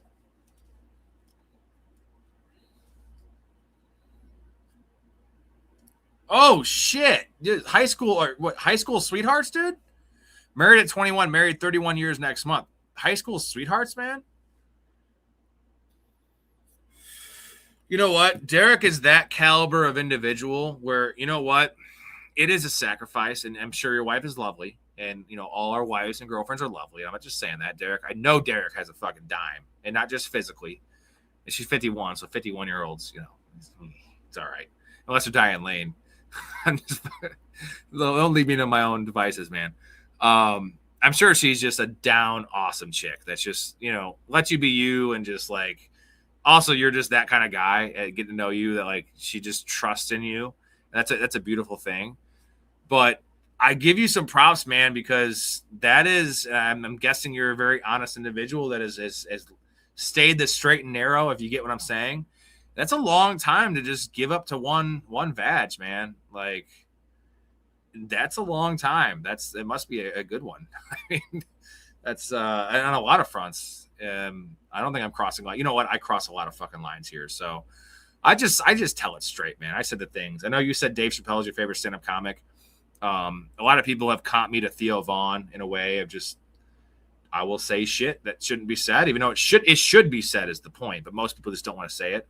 Maybe a mix between Theo Vaughn and Larry David. There's Rob. I'm kind of right in that meaty area there of like calling people out, not calling you out in particular, but like if someone does something really stupid, like in person, that I don't really know them, I might be like, hey, I noticed you're saying LOL instead of laughing. What's that about?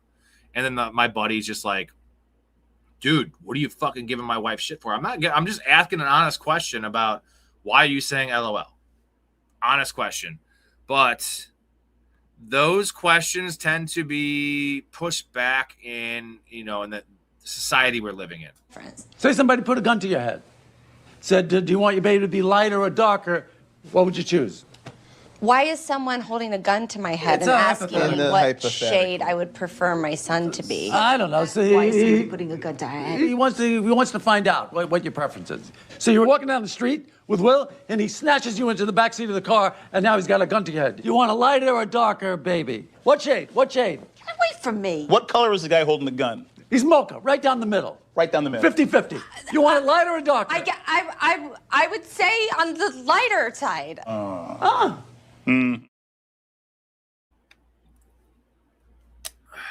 There it is. Not high school sweethearts, but she was my cousin's friend, so I knew her as a younger teenager. We didn't officially start dating until 19. Well, 19's a long time, Derek. Like, that's your entire adult life, bro. Good for you, man. And, I know you're from Texas, so I read it properly. He says, but she was my cousin's friend. Most certainly, if you were from Mississippi, they wouldn't read like that. It would say not high school sweethearts, but she was my cousin. And then he would say, so I knew her when I was a younger teenager. Like, not to disparage the fine people of Mississippi, but you know what? I think it's still legal out there to marry your cousin. And now it's legal everywhere to marry like your third cousin. I'm pretty sure Mississippi is like legal to marry like your first cousin. You know what? A lot of people moving to Mississippi these days when they have hot cousins. Like, I could see that right now. It's like my cousin's super hot. We're all relocating. This is too expensive up here in the north. Where do you want to go? I don't know, man. Mississippi. Why do you want to go to Mississippi? I hear the weather's like super hot and it's super like shitty and poor there.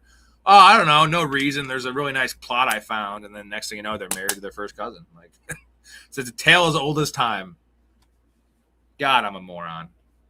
You know what? When I host these shows, so like I said, usually I have guests in the show so they can kind of rein me in a bit and change the subject or give me the dirty looks. The chat is not going to rein me in, and I won't be reined in, period, but especially not on a solo show. I'm going to say those kind of things all fucking day. And I think you guys appreciate those comments because they're actually factually accurate and make a lot of sense. They make a whole lot of sense. All right, we're waiting on 4 people, guys. 4 people, $3, 12-person sit and go. We got to get this going like now or in a couple minutes because we did 2 hours already earlier. We're at 3 hours and 21 minutes. We are trending on a 4-hour show. Again, this is kind of the norm around here, but I would like it not to be like 4 hours and 20 minutes because the rest of the year is going to be every show being 4 hours. Like that's just what we're going to do. Just wait till the season starts when there's actually shit to talk about. That's going to be all 4 hours. Again, not complaining. I love being on here with you guys. 4 more people. Someone join. Is everyone that wants to play here in this? Jay, LOL, Montana, Derek, are you guys all in this?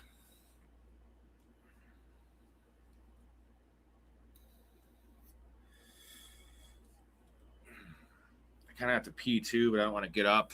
I have this much beer left. So if the draft starts and we get this in, I'll open up one more beer. I might even chug a beer. LOL's in here. Okay, cool. I really want to do this for LOL. He's a newer listener. And how long have you been watching LOL, if you don't mind me asking? Sometimes I lose track of people in the tag thing. Like the names changed a little bit ago. Like middle of the season, end of the season last year, they went from actual YouTube channel names to the tag name, which is really weird. And I hated that. I had to relearn everyone's tag. So how long have you been watching, brother?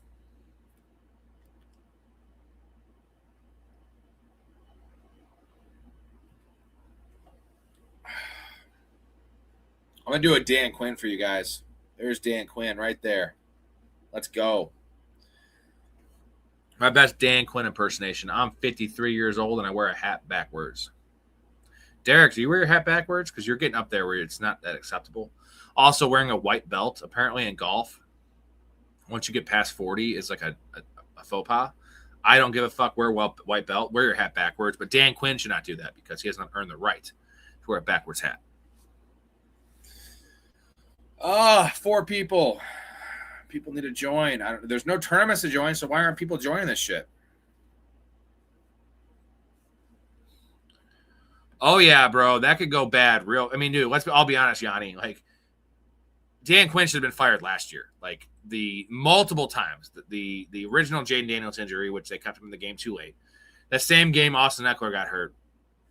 The elbow injury was the end of it. That was it. Their season was over. They were losing. That was the Seahawks game. They were down like typical Seahawks game for that stretch. They were down like 31-7 at halftime, and they were down like 38-10 in the fourth quarter. And they were at home, but like Jaden Daniels already coming off an injury, and they keep him in the game, and they run a quarterback draw.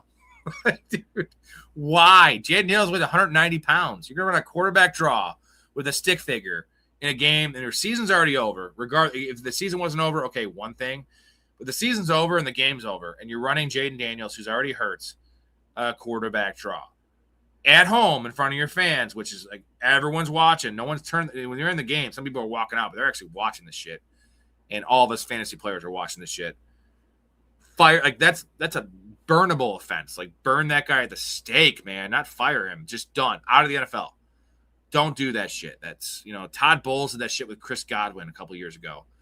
And Chris Godwin's still trying to make his way back from that injury. And that is one of the biggest things. Like, of all things that piss me off, the number one thing that pisses me off, I always say this is what pisses me off the most. People like this.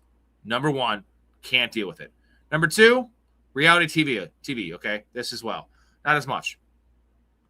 But coaches leaving players in the game that are meaningless, especially veterans. I'm not saying Jaden Daniels is a veteran, but he earned the right to be a veteran after his rookie year. It just grinds my fucking gears, man. You know what really grinds my gears? This Lindsay Lohan. Eh? Lindsay Lohan with all those little outfits, jumping around there on stage, half naked with your little outfits. You know? You're up there jumping around, and I'm just sitting here with my beer.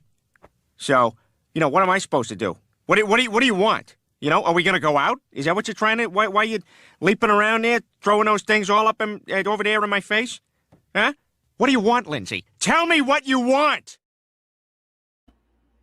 Dude, Derek, you never owned a belt in your life? Like, what about, like, I don't know, church? I'm not a church guy, but church, weddings, golf, where you got to tuck your shirt in general, your pants falling down if you don't have a perfect fit. I don't know, you're not the skinniest guy in the world. No offense, Derek. I'm bigger than you. I think we're about the same size. But that my belly pushes my fucking pants down. You need a belt. How do you not have a belt? Explain this to me. And we're looking for 3. We're looking for 3. Guys, we have 4 minutes. I'm going to give it 4 minutes. We have to fill this. Otherwise, we have to do this another day. You got to explain to me why you don't have a belt. Never owned a belt? Oh, a white belt. Okay. I was just making sure. I was like, you never owned a belt in your life? Is the craziest thing I ever heard. So I read that wrong. I've had about 12 beers. So sometimes I got excited when I saw it, never owned. Kind of how I saw your cousin comment about, you know, I made the Mississippi joke. That happens. Yeah, Bowles is... I have one video for Todd Bowles. We played this earlier. I'll play it again. This is Todd Bowles' video. Simple Jack, the story of a mentally impaired farmhand who can talk to animals, was a box office disaster that many critics called one of the worst movies of all time. Got a good brain. I think you've got a fine brain, Jack. You make me happy. But now the question is, can speed... We need 2 more. Yanni, do you play Underdog? Do you play best ball? If you do, if you want to, like, play with us, join this. Hey, look at that. Yanni says, all right, that's it. Enjoy that well-earned sub, dude. Hell yeah, man. It took 5 minutes, which is actually long. Like, you know, I'm a 30-second kind of guy. But hell yeah, I do appreciate the sub. And Yanni, do you play Underdog? Do you play best ball? Because if you do, join this draft. It's a $3 sit and go on Underdog. If you don't, you should probably get Underdog so you can draft with us in the future. We don't just do drafts, just so all of you guys know, new people, this is half of the content. This time of year, this is some of the content. But typically, we actually do real segments with a bunch of different co-hosts coming on. This is all the noise right now, and somehow I get more views on these videos than actually we did a great show with Chaz earlier about quarterback tiers. And this is going to have probably 350 views, and that one got 200 views. I don't understand it. I'm not trying to. Oh, hell yeah, Yanni. This is a sit and go, so this is not a tournament. This is just this league we're drafting right now with these 12 people. There's 2 more to start. There's no tournament. There's no playoffs. It's just 17 weeks, most points, and the payouts go top 3. So there's no playoffs. You're just trying to draft, no stacking. It's actually way simpler in that regard. It's just the most points. Top points get first, second points get second, third points get third, and there's no stacking involved. So Yanni, hop on in here. I can show you real quick where it's at. So this is on a computer, but it's similar on a phone. So go to make sure your slate is on 2026 here. And then these are the tournaments. It's below the tournaments. You'll see a drop down here for the drafts. There's $5, there's 3. It's a $3 draft right here. Make sure it's not the slow draft that has the orange icon. This is just the regular 12-person, $32 in prizes, $3 draft. Hop in that one, and you'll get in the same one. Sometimes there's 2, so you got to make sure you look at the one that's almost most filled. The other one will be most filled. The other one will be like 3 out of 12, I'm guessing, or 1 out of 12. So make sure you get in this specific one. Is that good enough for you? I got to go back and try to find. We're looking for 1 more. So I don't know if Yanni was the one that joined. I have to go back and try to find. Oh, sweet. Hell yeah. If you want to see my degenerate ass, check this out. These are all my slow drafts. I'm up in all these. Look at all these slow drafts I'm in. All the pit bulls. It's still going, guys. It's still going. There you go. And you know what's the craziest thing is I'm not even a best ball player. I like best ball. I'm a redraft guy. I do 40 redrafts a year. Well, 35 redrafts a year. This year I'm doing 40. Oh, shit. Are we full now?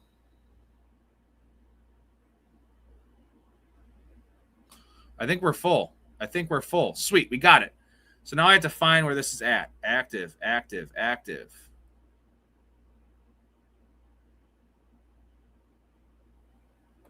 Is it this one? No.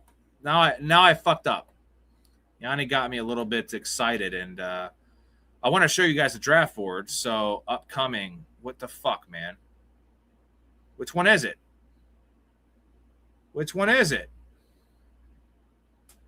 That's this one. I got it. Heyo, maggots. There we go. All right, we're good.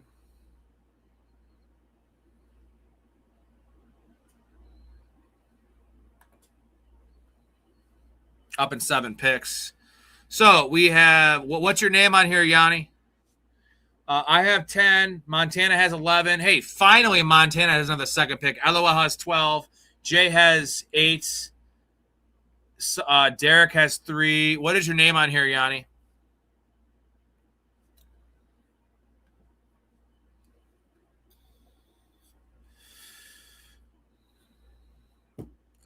I'm going to grab a beer real quick since I said I would do that. I'm at 4. Yanni is TGFY. Oh, I see TGFY Yanni. Okay. Thank God, ass Yanni. Thank God, Aryan Yanni. Are you white? Thank God, Aryan Yanni. You're a white guy, right? Is that my guess? Is your favorite movie A Time to Kill? Just kidding. Shit. I got to get a beer after my pick here. So let's see. Up in 2 picks. Take either of these dudes. All right.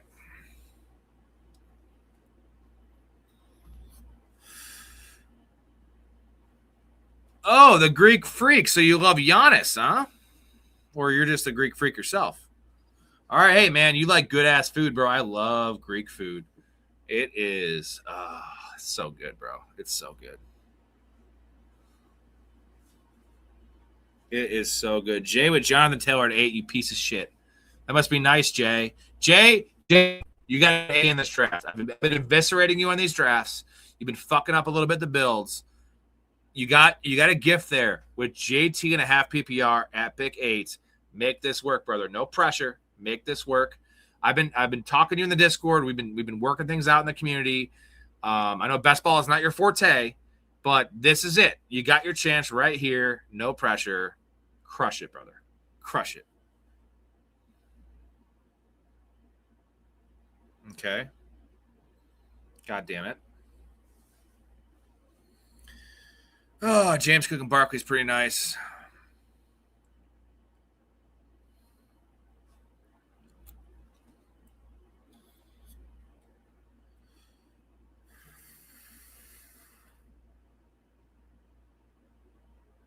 All right, I'm grabbing a beer. I'm going to play a clip real quick. I have to take a pee as well, so I'll be back here in 50 seconds. Jay Quellen.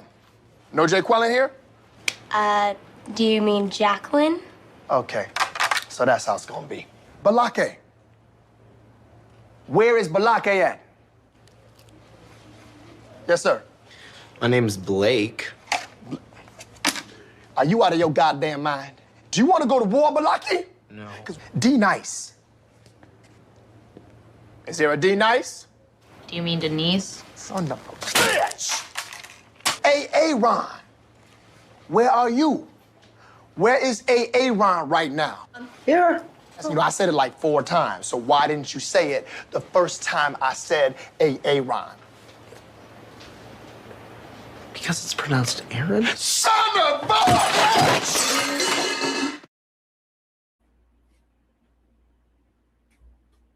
Heads up, Mel.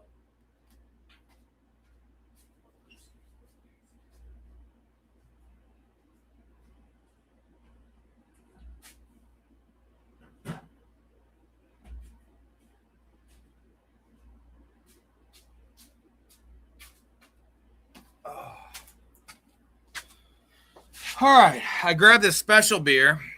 So I got a Coors Light. I also have a Busch Light left, so I'm going to do a chug for the hard-earned sub from Yanni, because you know what? Usually it's for super chat goals being reached or whatever.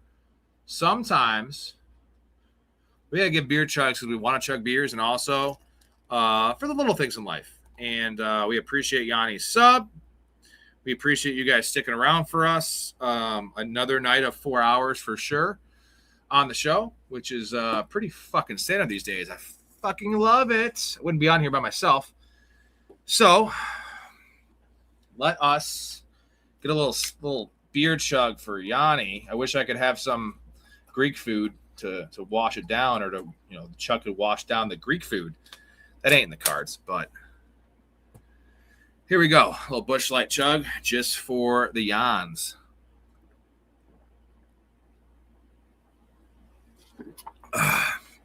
Hey, yo. Tara McLaurin. Look at that. At pick 25. That's something I would never do that, but that's where I have him ranked. I have Tara McLaurin ranked as my wide receiver 14 currently. So I don't like giving up value in a sit and go. I mean, sit and go, I guess, doesn't matter as much as a tournament. A tournament, you don't want to give up value like that. I guess I could see that in a sit and go. Maybe I need to take a lesson from Feel the Flow a little bit, but, you know. So Yanni says, second year playing best ball. Feel free to trash me. I think if you're a big redraft player, it's pretty. These are much closer to redrafts because the stacking and all that other bullshit it's tough in tournaments. In sit and goes, man, it's not quite the same. It's you take players you like and you got to understand the build a little bit, but not as much. So best ball is awesome. It's just great practice, you know, and it's. We all know mock draft. If you're a big redraft player, you know mock drafts are just straight garbage. So we don't want anything to do with that in practicing, right, and getting ready for the season. So holy shit, we have a lot of followers here because some of these reaches, and we're in here. We're in it. There you go, Jay. I was really hoping Trey McBride would fall back. What a wild fall for Trey McBride. You know what? I'm glad Jay got him because I told you, Jay, this is your chance. I need to get an A on this team. You got a couple nice breaks. We're going to take Chris Olave. Oh, dude, if anything, the calculator stuff, like the simulated mock drafts are actually better than the real mock drafts. Like real mock drafts are just straight up trash because people make a joke of those. Dude, we see people making joke of these like smaller best ball leagues taking like 4 quarterbacks. So if people are willing to do that in these, like people take kickers and shit in mock drafts, like, you know, in the 5th round, shit like that. So yeah, you can't do mock drafts. And, you know, sometimes we're above this shit, but like for me, it comes down to month by month, ADP trends, understanding where guys are values when the season starts. And there's a lot to it, guys. Fantasy, there's a lot to it.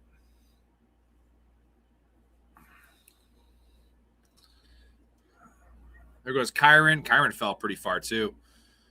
I could have taken Kyron, but we're going to just kind of dive into this receiver team here. And we got T. Higgins falling pretty far here. The running back room's going to be a little light, but with Derrick Henry as a guy that I'm really comfortable with just for the fact he never gets hurt, you know, like there's not a lot of spike weeks anymore. It's a lot of 10 to 12, right, where he scores a touchdown, but he only has 70 yards rushing. That's fine when I have elite wide receivers like JJ, Olave, and T. Higgins. There goes Loveland. Mouth got off the stream. I think, guys, Derek, I think Mouth got a little upset with we eviscerated him for taking Colson Loveland and Brock Bowers. BK.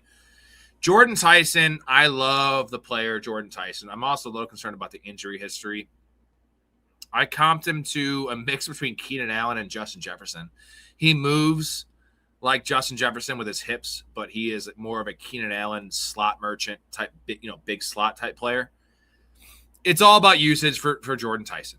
Kellen Moore is probably the best at utilizing the slot position in the NFL as a coordinator. And if Jordan Tyson is the primary slot there, Chris Olave is going to be a bust at his ADP. And Jordan Tyson's going to smash his ADP. if Chris Olave is playing majority slot and Jordan Tyson's the move guy and the X receiver, which shouldn't happen, but there's a chance, then Jordan Tyson's going to totally bust. And Chris Olave is going to be probably the best value of the draft. So this is something we're not going to know. They're not going to show their hand, not in the preseason. They're not going to talk about it. Both these guys are very versatile, and I think in a perfect world, they're both going to be moving in and out and rotating wide receiver spots there, X, Y, Z. But we're not going to know. And I think what's best for this team would be Jordan Tyson in the slot, because I know Chris Olave. Chris Olave is better in the slot, but Chris Olave is still an above average to almost elite X receiver. Jordan Tyson as a rookie is not going to be an elite X receiver. He's not. He's going to be an average X receiver. So we're not going to know. So it's like, I want to take my shots. I'm not drafting Jordan Tyson very much in best ball. I'm just going to give you that information because I'm not drafting him very much.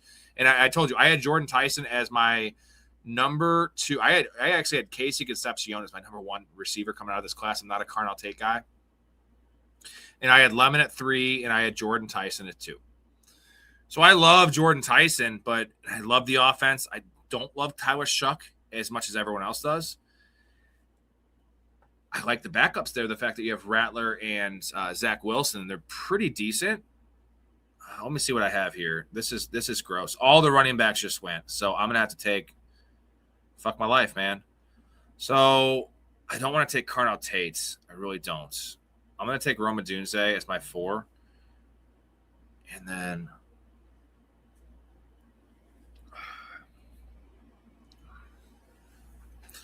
I'm kind of off both receivers, though, honestly. I think Etienne's the value there in New Orleans, and I think people are anointing this offense. And I'm not gonna say that they're, we all love Kellen Moore. We love the fact that he has the top 5 pace. Every year as offensive coordinator, they're going to run a fuckload of plays. But questions at quarterback, an improved defense, it's a little rich for me on both ends. I think I would probably rather have my shot on Olave just because it's a proven commodity, but I don't know, man. I would rather have – I think I have Chris Olave 1 spot ahead of Terry McLaurin. So Terry McLaurin's 14 for me. Chris Olave's 13 for me. And they're not getting drafted as such. There goes Brian Thomas. Ew, dude. So we're going to make this a really, really good wide receiver room and then figure out running back later. I do love this receiver room. Justin Jefferson, Chris Olave, T. Higgins, Roma Dunze, and Marvin Harrison.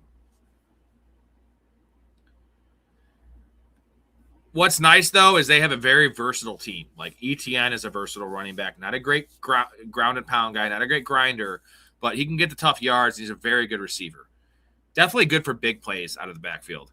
Shamrock, dude. I was in Nice and Blunts way earlier, and I saw you in the chat. I was watching him before I went on the show. You're just diving in on all these drafts. I fucking love it. What's going on, brother?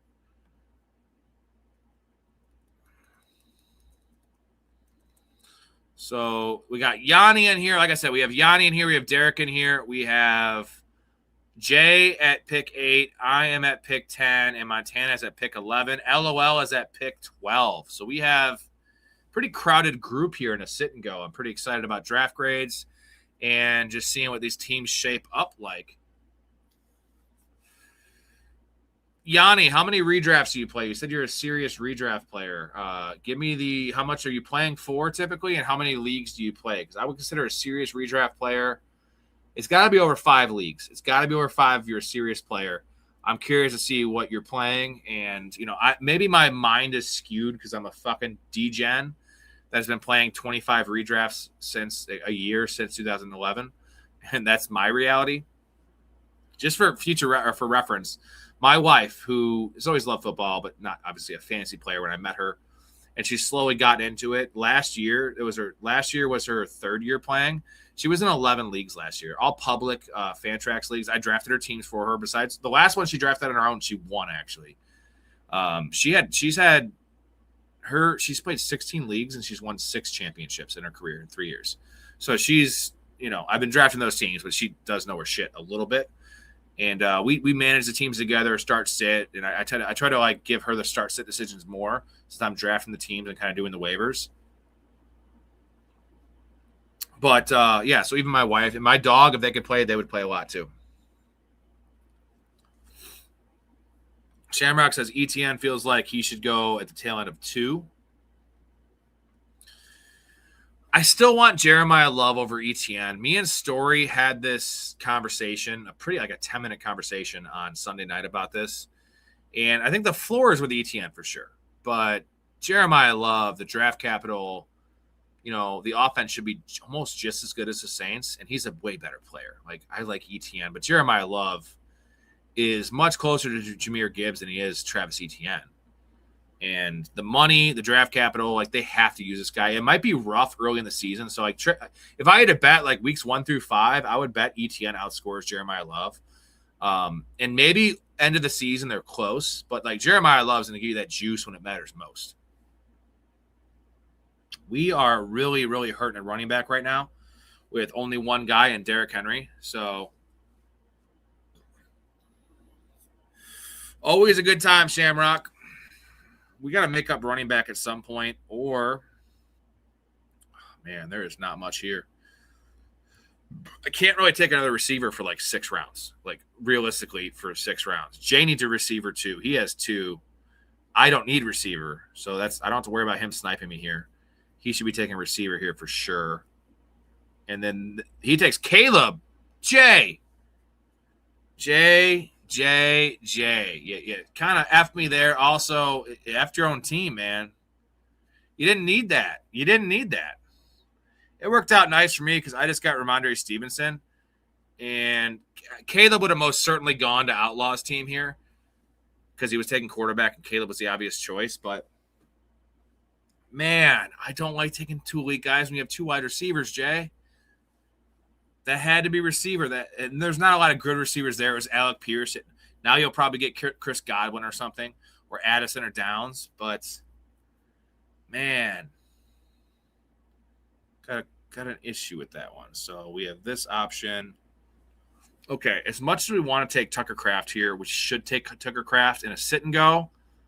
I need to make up this running back room pronto with Derrick Henry and Ramondre Stevenson. The wide receiver room is tits. So we need to make up this running back room. I have 2 names here, RJ Harvey and Kyle Monangai. I'm taking whoever falls. The question is, who do I want? I'm going to take RJ Harvey. I like Monangai more in a half PPR. I feel like he needs an injury to achieve what I'm looking for. RJ Harvey's going to have more spike weeks, and I think Jonah Coleman is a smokescreen, right? I think Jonah Coleman is going to be much more Caleb Johnson than he is Cam Scatterbo. Just based on depth chart talent, I don't really love the player. I think Jonah Coleman is first and foremost a J.K. Dobbins insurance policy. Shamrock, this is a $3 sit and go. There's really no tournaments to be had on Underdog right now besides the wonky ones, which is just weird. So we're just doing sit and goes. Also, it allows us to have 6 or 7 of us in the same draft and guarantee it. So that's what we're in. We do like doing these. I like doing tournaments as well. But I'm totally fine doing the sit and goes with you guys, and I do tournaments on my own. Obviously, you saw my slow draft lobby. I have been like 35 slow drafts right now, including 10 Pitbull slow drafts. Whatever the $20 tournament is, that's still up there. I'm maxed out on that. Because I want, you guys are savvy, man. You guys are smart. Also, you guys know the players I'm going to take. I'm not saying you guys specifically take players to snipe me or because I like them. And I'm sure I have some influence, but I want to get in a naked league, a naked draft with no one knows who I am, and then no one's going to be taking Terry McLaurin early. No one's going to be taking TJ Hawkinson. No one's taking fucking Dylan Sampson. Like, at least ahead of ADP, I can get the guys I really want. And that's where the real money is to be made. This is strict content for you guys and to play a league together. Also, if you guys are interested to playing leagues with us, like actual redraft leagues, we also do have a best ball league available in the community. It is a $50 best ball league on Sleeper. We have to vote on all the settings. We're going to do 24 rounds and add a flex. So normal, like essentially think of DraftKings, full PPR, but instead of 20 rounds, we're doing 24 rounds and we're adding a flex. So 2 flexes, $50 league, all on League Safe. We have 1 spot left for that. You have to be a community member to get in those drafts. And we have a lot of redrafts available too. Yeah, they've been around for a long time, man. Most people just draft tournaments. Yeah, I've made my most money. Like my most returns have been when I used to only do sit and goes, and I used to triple my money every year on these things. And you still have to pay the juice, whatever the rake is, but it's safer, right? Because I know I'm going to win more than I lose. Not win more than I lose, but like I have a better return. The drafts are much more Russian roulette. Like it's like they're like scratch offs, right? Like we can draft great teams, but a lot of things have to break our way. The specific, playoff leagues you're in, once you get into the playoffs, the specific like 10-man group you get in is really, you can get fucked with some really good groups or some really bad groups. I love tournaments too, trust me. I play majority tournaments, but I like to have at least 30% of my money tied up in sit and goes.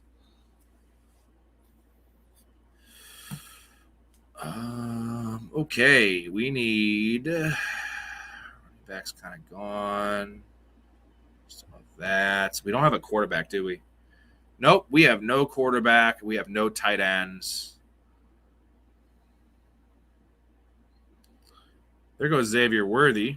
That would have been a pretty cool pick.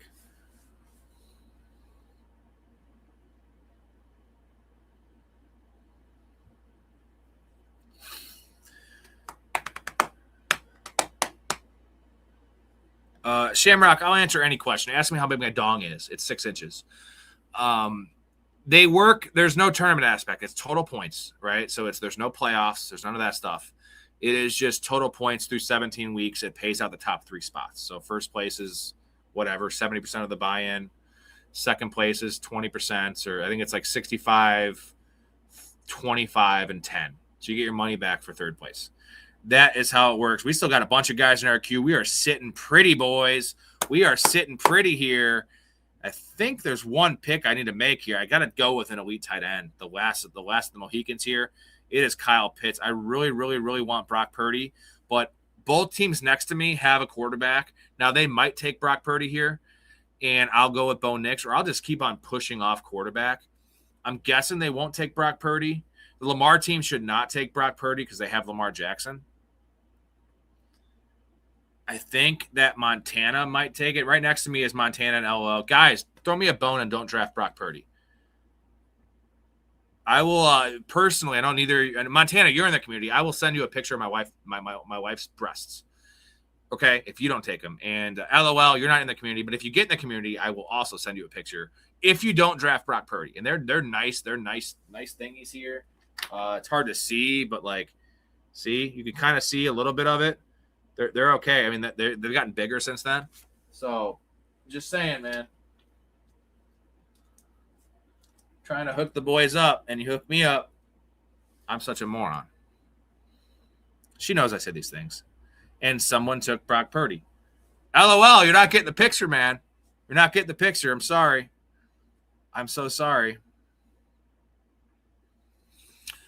Oh, it's okay. We have an option here for, dude, I think I'm going to go a little ballsy here. Fuck. Is that Matthew Golden? That's Matthew Golden. I was going to take Matthew Golden and make that a fucking Bukkake squad. Let's just go with a safe quarterback, Jared Goff, who's going to get me. That's actually probably a better choice with this team I have than Brock Purdy because, such a safe option there. The team's pretty stacked right now. I was considering Matthew Golden as my 6th receiver to really just lay it on, but I'm pretty happy with Jared Goff there. Jared Goff, Kyle Pitts, 2 pretty steady options there at onesies. I had no onesies going into that pick, so pretty happy with that. There goes Kyler. We need another running back, too. We have 3 running backs right now. They are Derrick Henry, Ramondre Stevenson, and RJ Harvey. Not a bad trio there. I'm really glad I stayed on for this draft, guys, because I think this team is fucking bonkers. It's one of the better sit-and-goes I've drafted if I can actually make it come together at quarterback.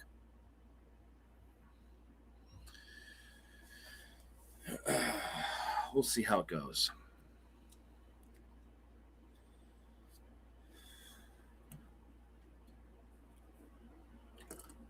Oh, man, that was a warm part of a beer. All right, there goes the quarterbacks. There goes Jordan Love. There goes Bo Nix. There goes Kyler Murray. It's okay, though. It's a bad stretch of quarterbacks, though. This is bad. We got to definitely write a song about how we do not diddle kids. Do not diddle kids. It's no good diddling kids. There is no quicker way for people to think that you are diddling kids than by writing a song about. Very true, Mac. Very true. So, a couple of guys available.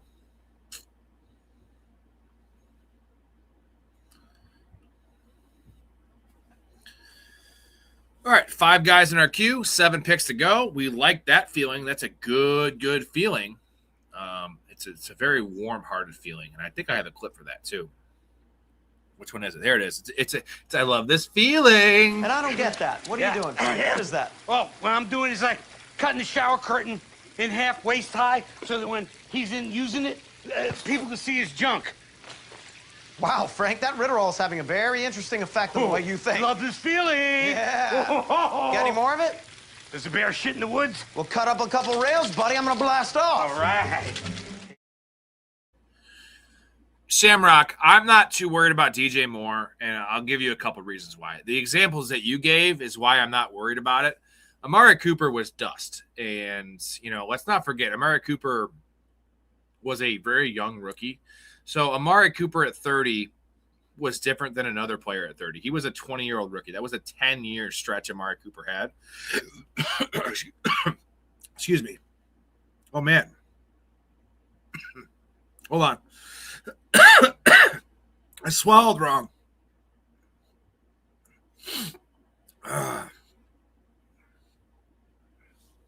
Hold on. I can't talk.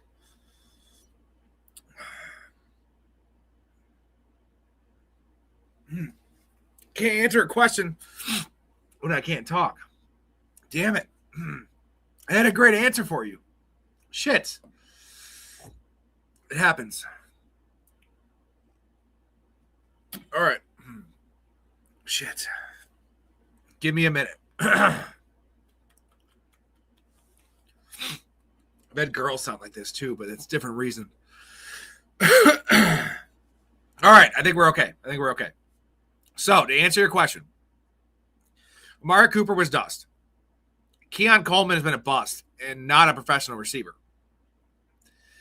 And Khalil Shakir is not a target earner. He is a specific slot player. DJ Moore is the one there. There's some worries about DJ Moore. I'm not going to say there's not. But I am in on DJ Moore. I'm good, bro. I swallowed fucking wrong, Let's take Jalen Coker. Finish out this wide receiver room. Looks like I'm crying. So Shakir is going to have his role. Shakir is not a target earner. He's going to go back to his normal, 75% snap share and whatever it is, 21% target share, which is pretty good. Dalton Kincaid is the worry if you're a DJ Moore truther, because Dalton Kincaid is a target earner, and he is a favorite of Josh Allen. So is all the tight ends. But Dalton Kincaid is a 50% snap share player. He has been. If he's past that knee injury, Dalton Kincaid could actually be the number one there. And if that's the case, then DJ Moore will not meet his ADP. So I'm above market on DJ Moore because I've always loved the player. I think people are looking at Chicago production, and I'm a Chicago native. I'm a Bears fan. And I can tell you it was not because of DJ Moore's play on the field. I think it was because of a disconnect between him and Caleb. It was a disconnect between him and Ben Johnson. Ben Johnson hates how he runs routes. DJ Moore is not the cleanest route runner in the world. And Ben Johnson demands fucking perfection. And DJ Moore is not that. But what DJ Moore is a guy that's really good in the improv. He's very good in the improv game. Who's the best quarterback in the NFL when it comes to improv? Quick answer. It's fucking Josh Allen. It's Lamar and Josh Allen. So the pairing is really nice here. It's all about the utilization because we've seen Joe Brady work with DJ Moore before. And DJ Moore has had two, just similar to Stephon Diggs back in Minnesota. They've had two different iterations of their prototype of receiver, right? DJ Moore had a year where he had 60 catches for 1,100 yards. And he also had a year where he had 90 catches for 1,100 yards or 1,000 yards. So he can be DJ Moore is whatever you need him to be.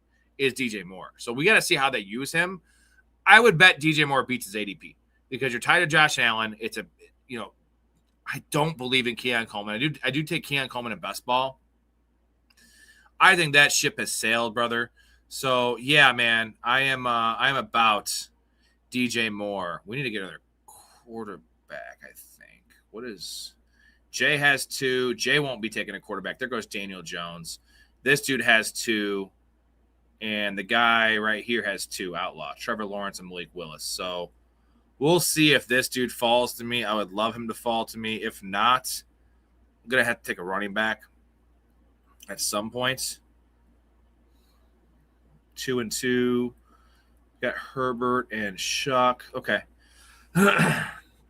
McAuliffe, keeper league, keep DJ Moore, 5th round, Ferguson 12th, Rashad White 15th round, 12-man league. Got given this shit show. Let's take Cam Ward. That's fair. What's the scoring, McAuliffe?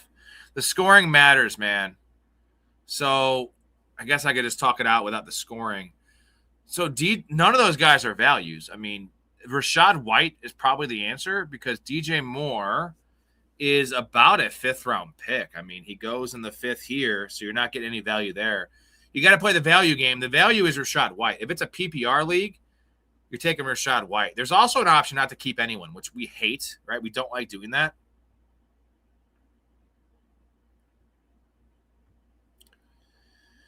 Oh, we need a tight end, and we're going to take our boy. Oh, yeah, we are. Oh, yeah, this team is a banger, bro. This is a banger. This is an A. Guys, if I don't get an A from this grade, I'm going to fucking ban you guys all. I'm just kidding, but I love this one.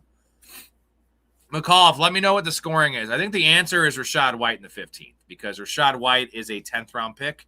You're getting 5 rounds of value. Ferguson, yeah, Ferguson goes, 11th, 12th round. There's no value there. So Rashad White is the answer. I'm not a Rashad White guy. That's why I'm questioning that. There's really no good answer there, but the proper answer based on mathematics, right, is Rashad White, especially if it's a PPR. If it's a half PPR or a standard league, which you should not be playing a standard league ever, Rashad White's useless. But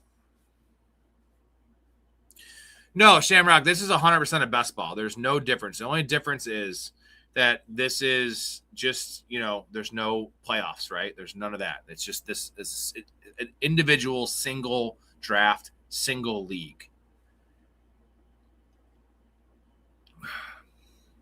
Shamrock, honest answer. I know you watch Nice and Blunt. I do like Nice and Blunt.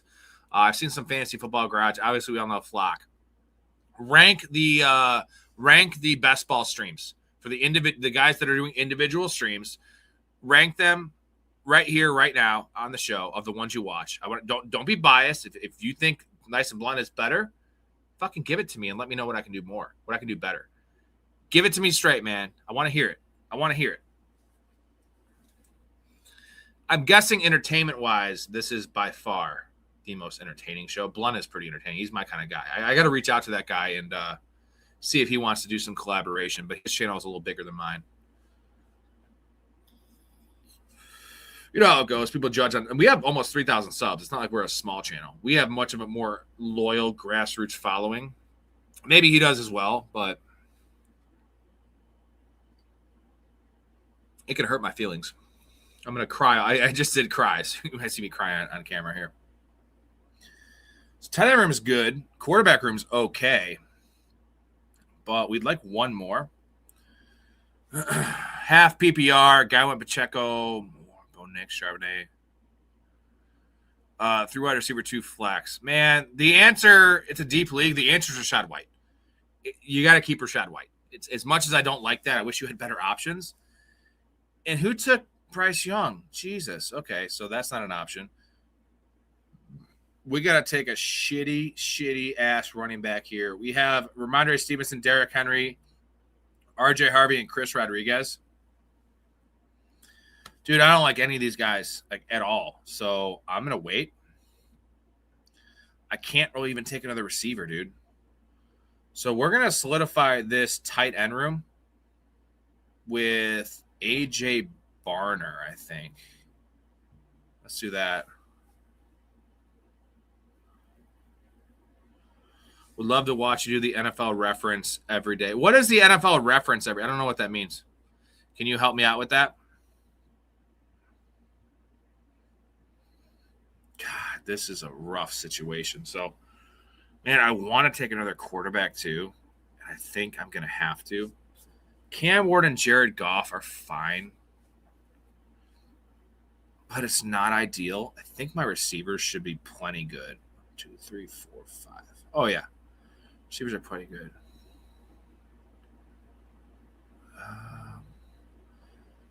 We are going to take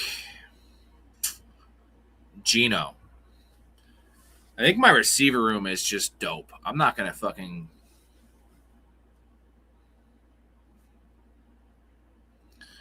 a player who could turn into way more valuable quickly is Chuba Hubbard. Dude, Chuba Hubbard's probably the most undervalued player.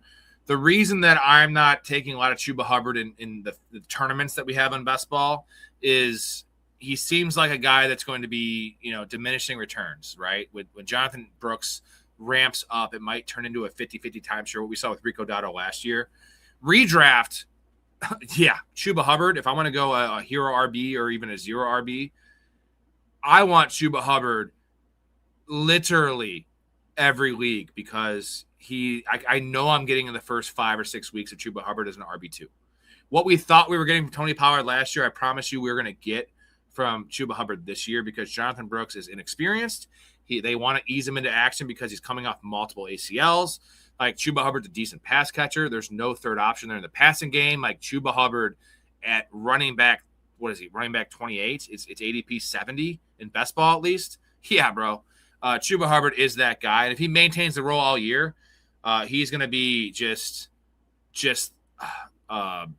literally a smash. And you might be like, oh, well, Rob, dude, like Chuba Hubbard's a boring player.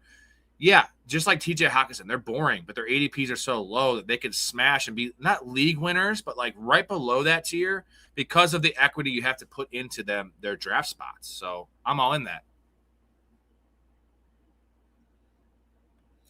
Oh, hell yeah. Appreciate that, Shamrock. Well, we're not, I don't know. I don't do the algorithm game.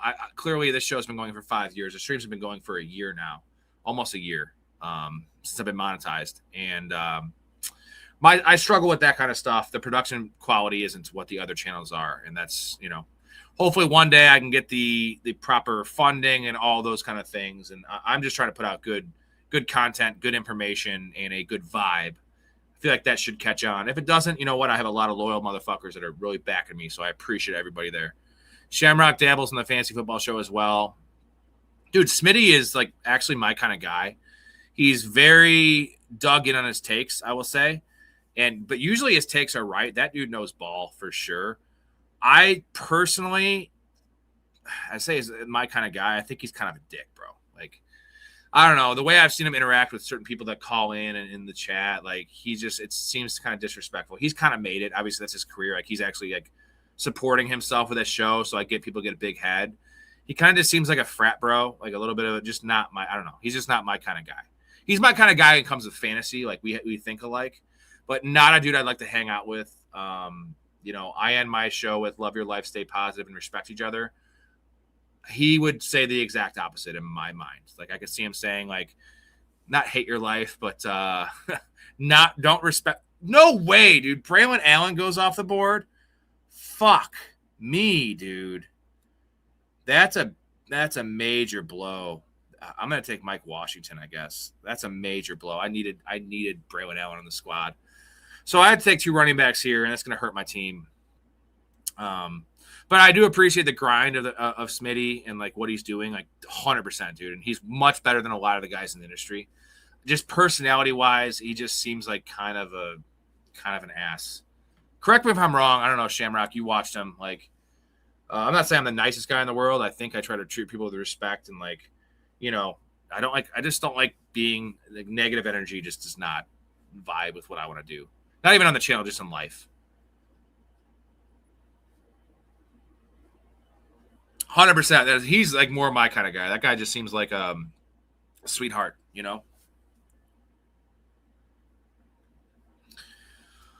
Oh, the NFL Immaculate Grid.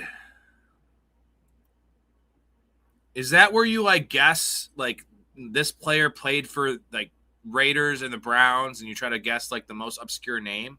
Am I right on that? I've seen that. Those are deep dives, bro. And I do like those.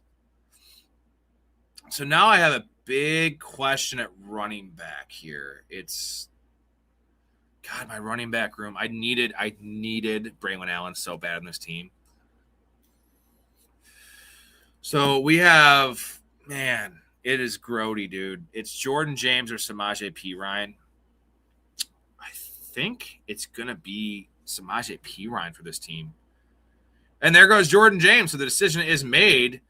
We're going to take Samaje Perine. This is not a guy you see drafted a lot, so I guess we'll see. Hopefully you guys don't kill me for these running backs, but it's Perine, it's Mike Washington, it's Chris Rodriguez, RJ Harvey, Stevenson, and Derrick Henry. You know, I could have taken Justice Hill, but Justice Hill isn't really the handcuff there.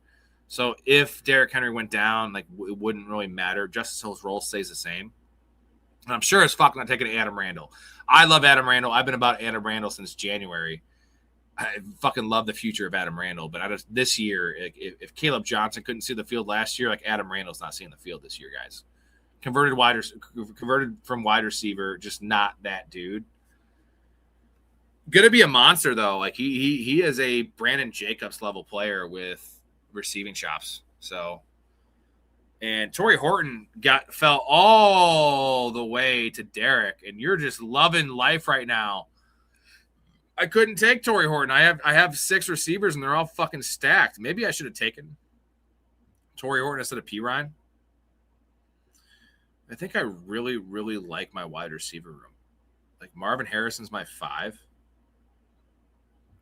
All right, let's get the draft grades after this last pick here.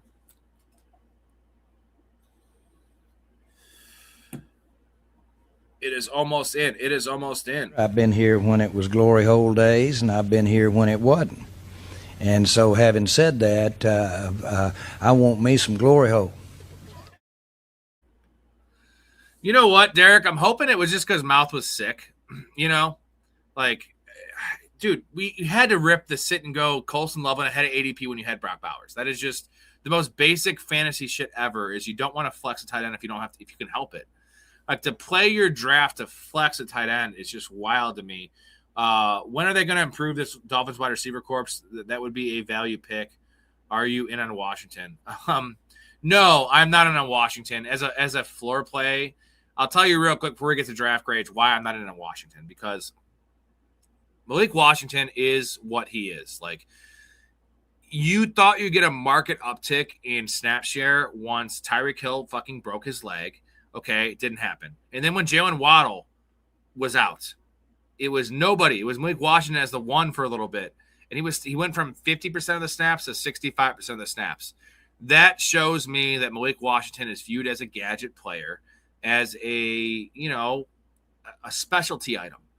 He's not a number 1 receiver. He's not even a number 2 receiver. And this team, Jalen Tolbert is going to be on the field at X to start the year. And then there's whatever rookie comes through is going to be number 2, and he's going to be number 3. They're going to all rotate in. But do you want any piece of this, like, passing game with Malik Willis under siege all the time? I want nothing to do with it. So they're going to improve the Dolphins wide receiver core in 2027. That's what they're going to do, because they're going to get Jeremiah Smith, or they're going to take a quarterback. You know, like that. They're going to reinforce this room in the future. They're trying to lose right now. Getting a bona fide, even number 2 receiver. They would never, obviously Diggs and Debo wouldn't go there, because why would anyone go? That's where they go to die right now. There's no point. So, and Chris Bell, they're not going to rush him back. That is the answer for the late season stuff, and we'll talk about that mid-season when he's coming back, like when he's ramping up. There's no reason to rush Chris Bell back, so there's no answer there. Greg Dulcich is probably the answer right now in best ball, because how late he's going, and he's going to be the number 2 receiver as a tight end. Got great hair, too. All right, we're going to get to draft grades here. And this is going to be hard to find. Give me a second here. How do I find this? Is it this one? It's not this one. No, Darren Waller's cooked, man. Like, they like their tight end room. It's not a good tight end room, but. So let me go to completed here, and it's going to be the regular season. It's going to be, I can't find this fucking thing. Hold on. Which one is it? Which one is it? So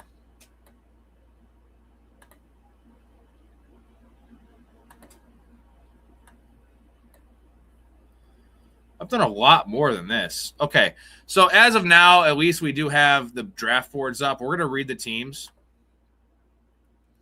because I can't find the actual draft thing. So let's go to Derek's team at number 3, Sunday Thunder, the Jamar Chase team. I'm going to read it off for you guys. We'll do draft grades.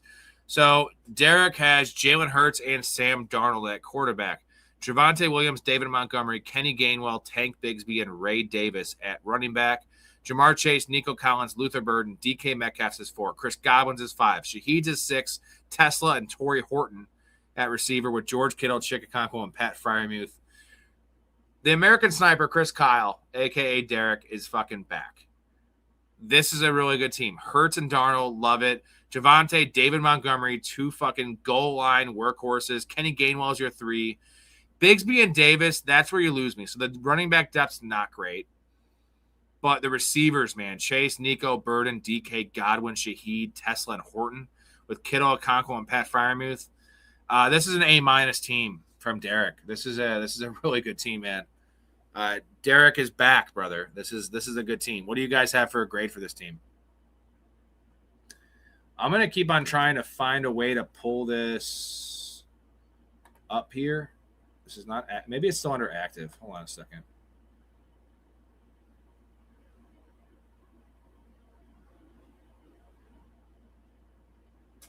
Shouldn't be under active. What do you guys have for a grade for this team? I read it off. It is the 3rd spot there. You can only see a little bit, but let me see if I can get this. I backed out of the screen to get Yanni in here, and then it just – oh, I think I got it. Here we go.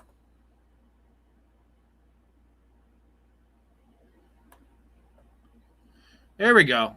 I got it. Derek is back, and we have the teams here. So just real quick, this is Derek's squad here. Now you can see it. Jalen Hurts, Sam Darnold. We have Javonte Williams, David Montgomery, Kenny Gainwell, Tank Bigsby, and Ray Davis. That is the biggest problem there, is Tank and Ray Davis. Jay, I'm hoping you get a good grade. You had a great start. I don't like you taking Caleb and Jaden Daniels back-to-back. We'll see how it played out in a bit. So the biggest problem is your 3, 4, and 5. I like Kenny Gainwell, but the receiving core is next level. I think the build situation, I think 8 receivers. I think you'd like Torrey Horton, but there's no one else to take, right? Maybe a 6 running back, but tight end room's good. Like everything about this team. This is an A- team, bro. A- team. Fucking love this team. I don't know if I can beat that. I don't know if I can beat that. We got Jay's squad here. I didn't miss anyone, did I? I think there was only 5 of us in here. Yanni. I miss Yanni. Yanni's squad here. Yanni has Matt Stafford and Fernando Mendoza.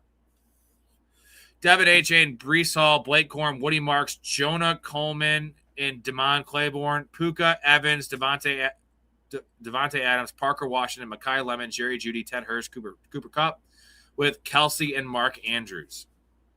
So Yanni's new to best ball. Mendoza might not start till week 6. This quarterback room is a major issue unless Mendoza's starting day 1. Even then, it's a little light. So first things there, I like the running back room. Woody Marks is a 4. I love Blake Corum as a 3. I think Damon Claiborne did not need to be drafted on this team. I think 5 running backs would have been suffice. And then I like the top 3 receivers. Parker Washington, I'm not a fan of at all. At ADP, okay, I'm not going to punish you there. I don't like Lemon either necessarily, but Jeudy, Ted Hurst, and Cooper Kupp, and then Travis Kelce and Mark Andrews. The old crusty tight ends are going to be fine. This is a C+. I think you could have changed some things up. If you had Bryce Young in this team, right, Bryce Young and Matt Stafford, I would grade it a B- because you'd have a guy, at least a body in there in case Matt Stafford has a bad week. I feel like you're really stacked up. And again, in these sit and goes, stacks don't matter. It's the same as redraft. Like stacks don't quite matter as much.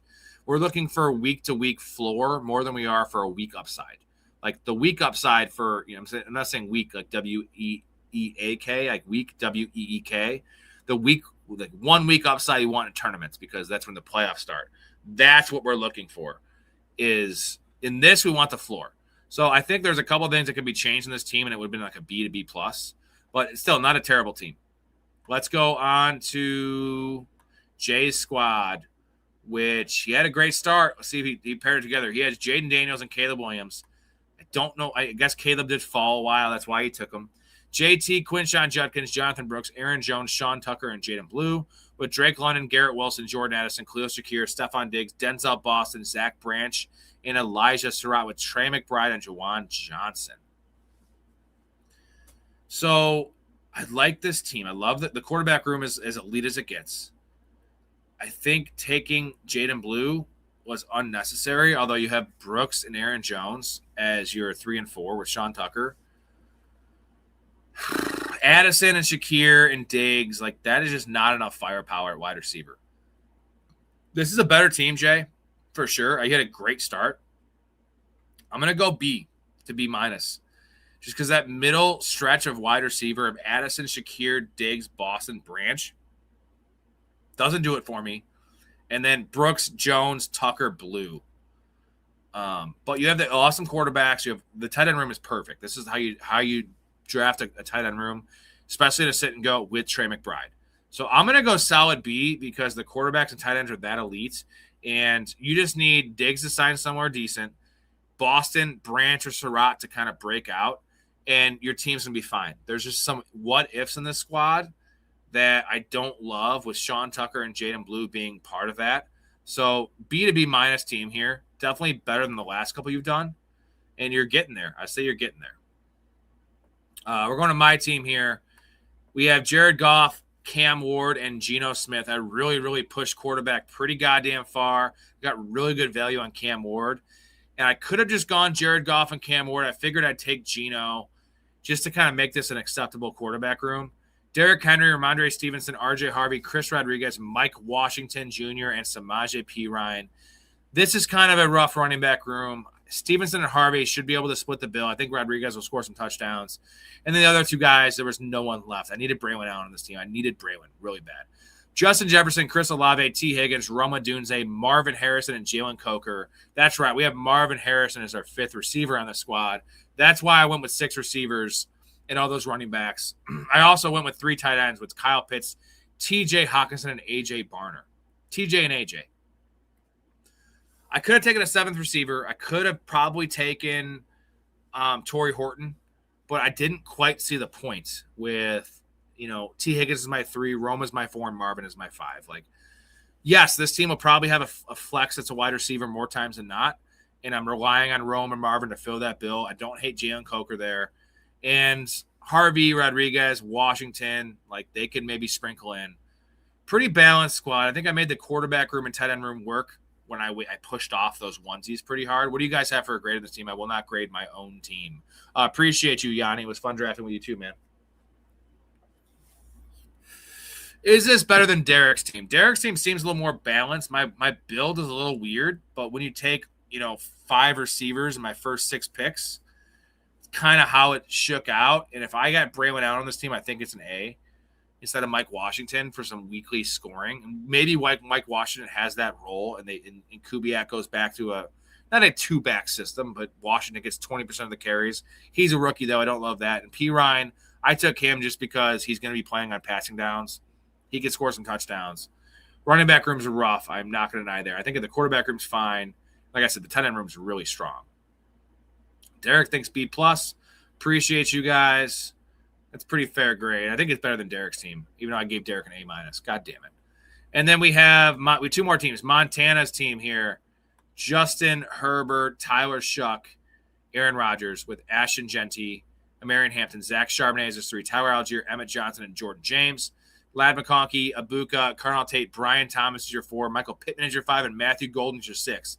Similar to my team. This is a pretty similar build to my team with Tucker Kraft, Dallas Goedert, and David Njoku. This is pretty similar. I don't think the receivers are nearly as good, but the running backs with Genty and Hampton is a different blend, right? You have 2 studs where I had 1 stud with a bunch of guys.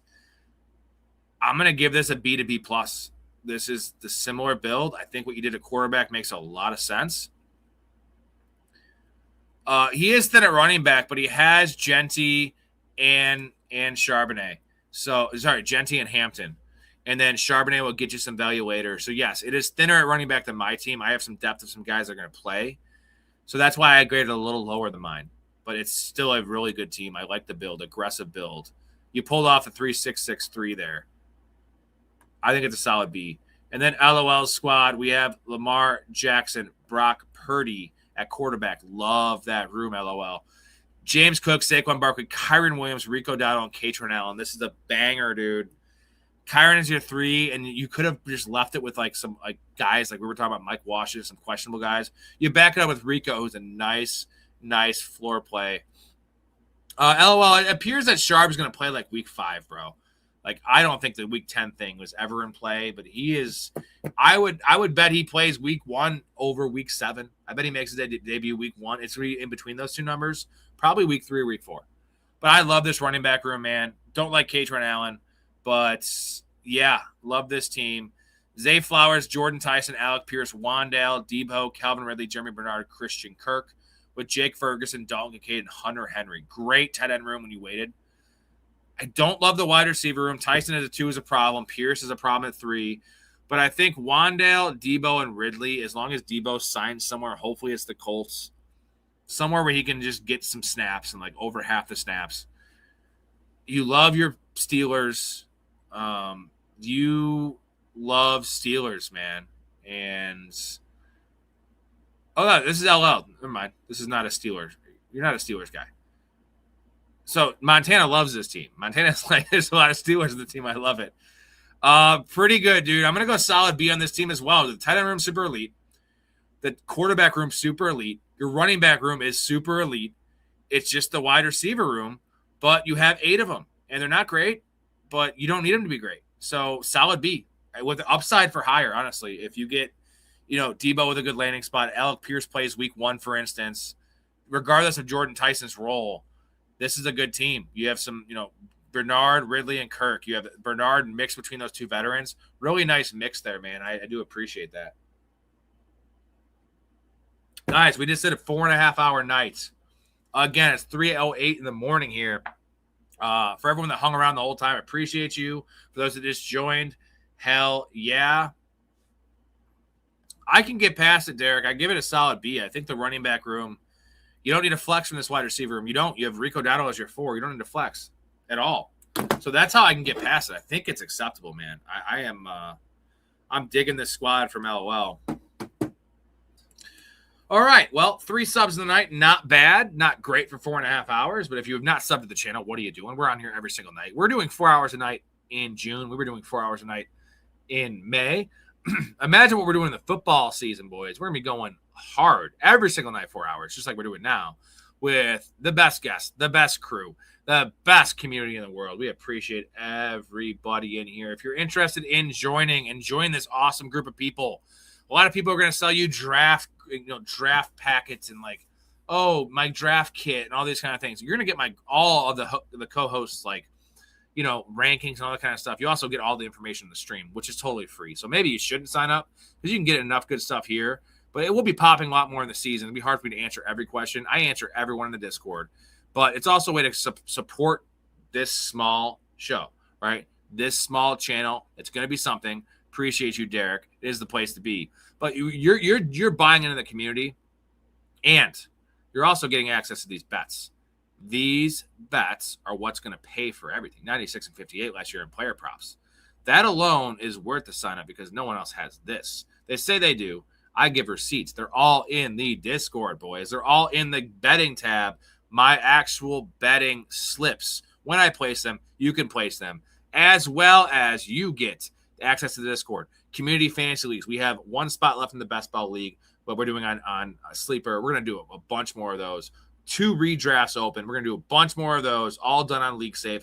Guest appearances on the show. Shout out to Derek last night for coming on for 3.5 hours with me talking ball. We love having fans on the show. Free merchandise giveaways, guys. Hats and shirts every month given away to you. And like I said, access to the betting plays. Those of you already in there, Refer a friend, 10% discount on a redraft league or 1 free month. Just have them drop your name. Boom. Get them in the community. Why not? Also, here's Helen Hunt. She looks awesome tonight. Look at Helen. She looks especially good tonight. I don't know if she did her makeup or something, but she looks hot as hell. Yeah, we'd all do Helen, right? 62-year-old woman. Are you guys in on that? Shout out Montana, Jay, Derek, already in the community. We appreciate you guys. People that are not, that I do appreciate, Shamrock. We have Yanni, a new watcher kind of to the show. A lot of you other guys, McAuliffe, all you guys, again, a million ways to support. Even watching the show, I appreciate everybody tuning in and sticking around. Super late nights, super long shows. That's what we do around here.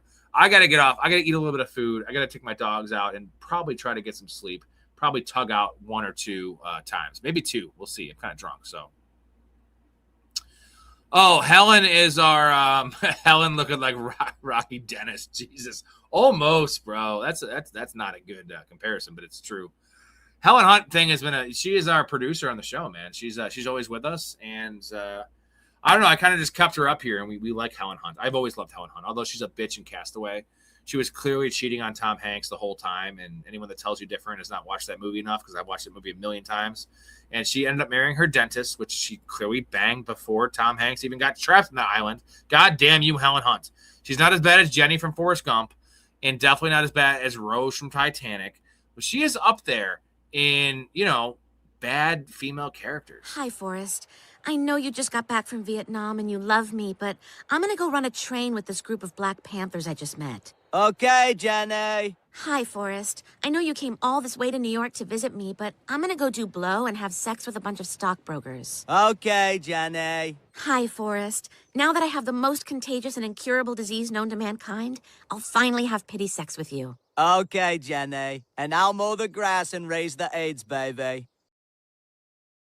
All right, boys. Appreciate it as always. Again, if you're interested in joining the community, supporting the show, and joining all these like-minded, awesome individuals you see every night in the chat, we do this 24/7 in the Discord. Go to the website, professionalfanatics.com. Go to the link in the description of this video, or just hop over to Patreon and go to Professional Fanatics, and you will find us. I will get your notification on an email. I will send you an email, an invite, and we'll talk, and I'll give you all the awesome things you're going to get by supporting the show and joining the community. Appreciate everybody. I am out. Tomorrow night, Mike Storey is joining me for a Jekyll and Hyde segment of polarizing players, guys that could be league winners or busts, right? We're going to call them breakouts or busts, whatever you want to call it. 10:30 p.m. Central tomorrow for me and Storey. It'll be a great show. So hopefully tune in then. If not, I'll talk to you guys soon. Love your life. Stay positive and respect each other. I'm out. You just seem like a good dude. I thought I'd see if you want to grab a beer, that's all. I'm glad you called. We get home safe, Pistol. You got it, Jobin. I'm sorry, what? Nothing. Oh, what'd you say? I don't know. You nicknamed me Pistol, and I just called you Jobin. It means nothing. I'm drunk. I'm gonna call a cab. All right, man. You have my number, yeah?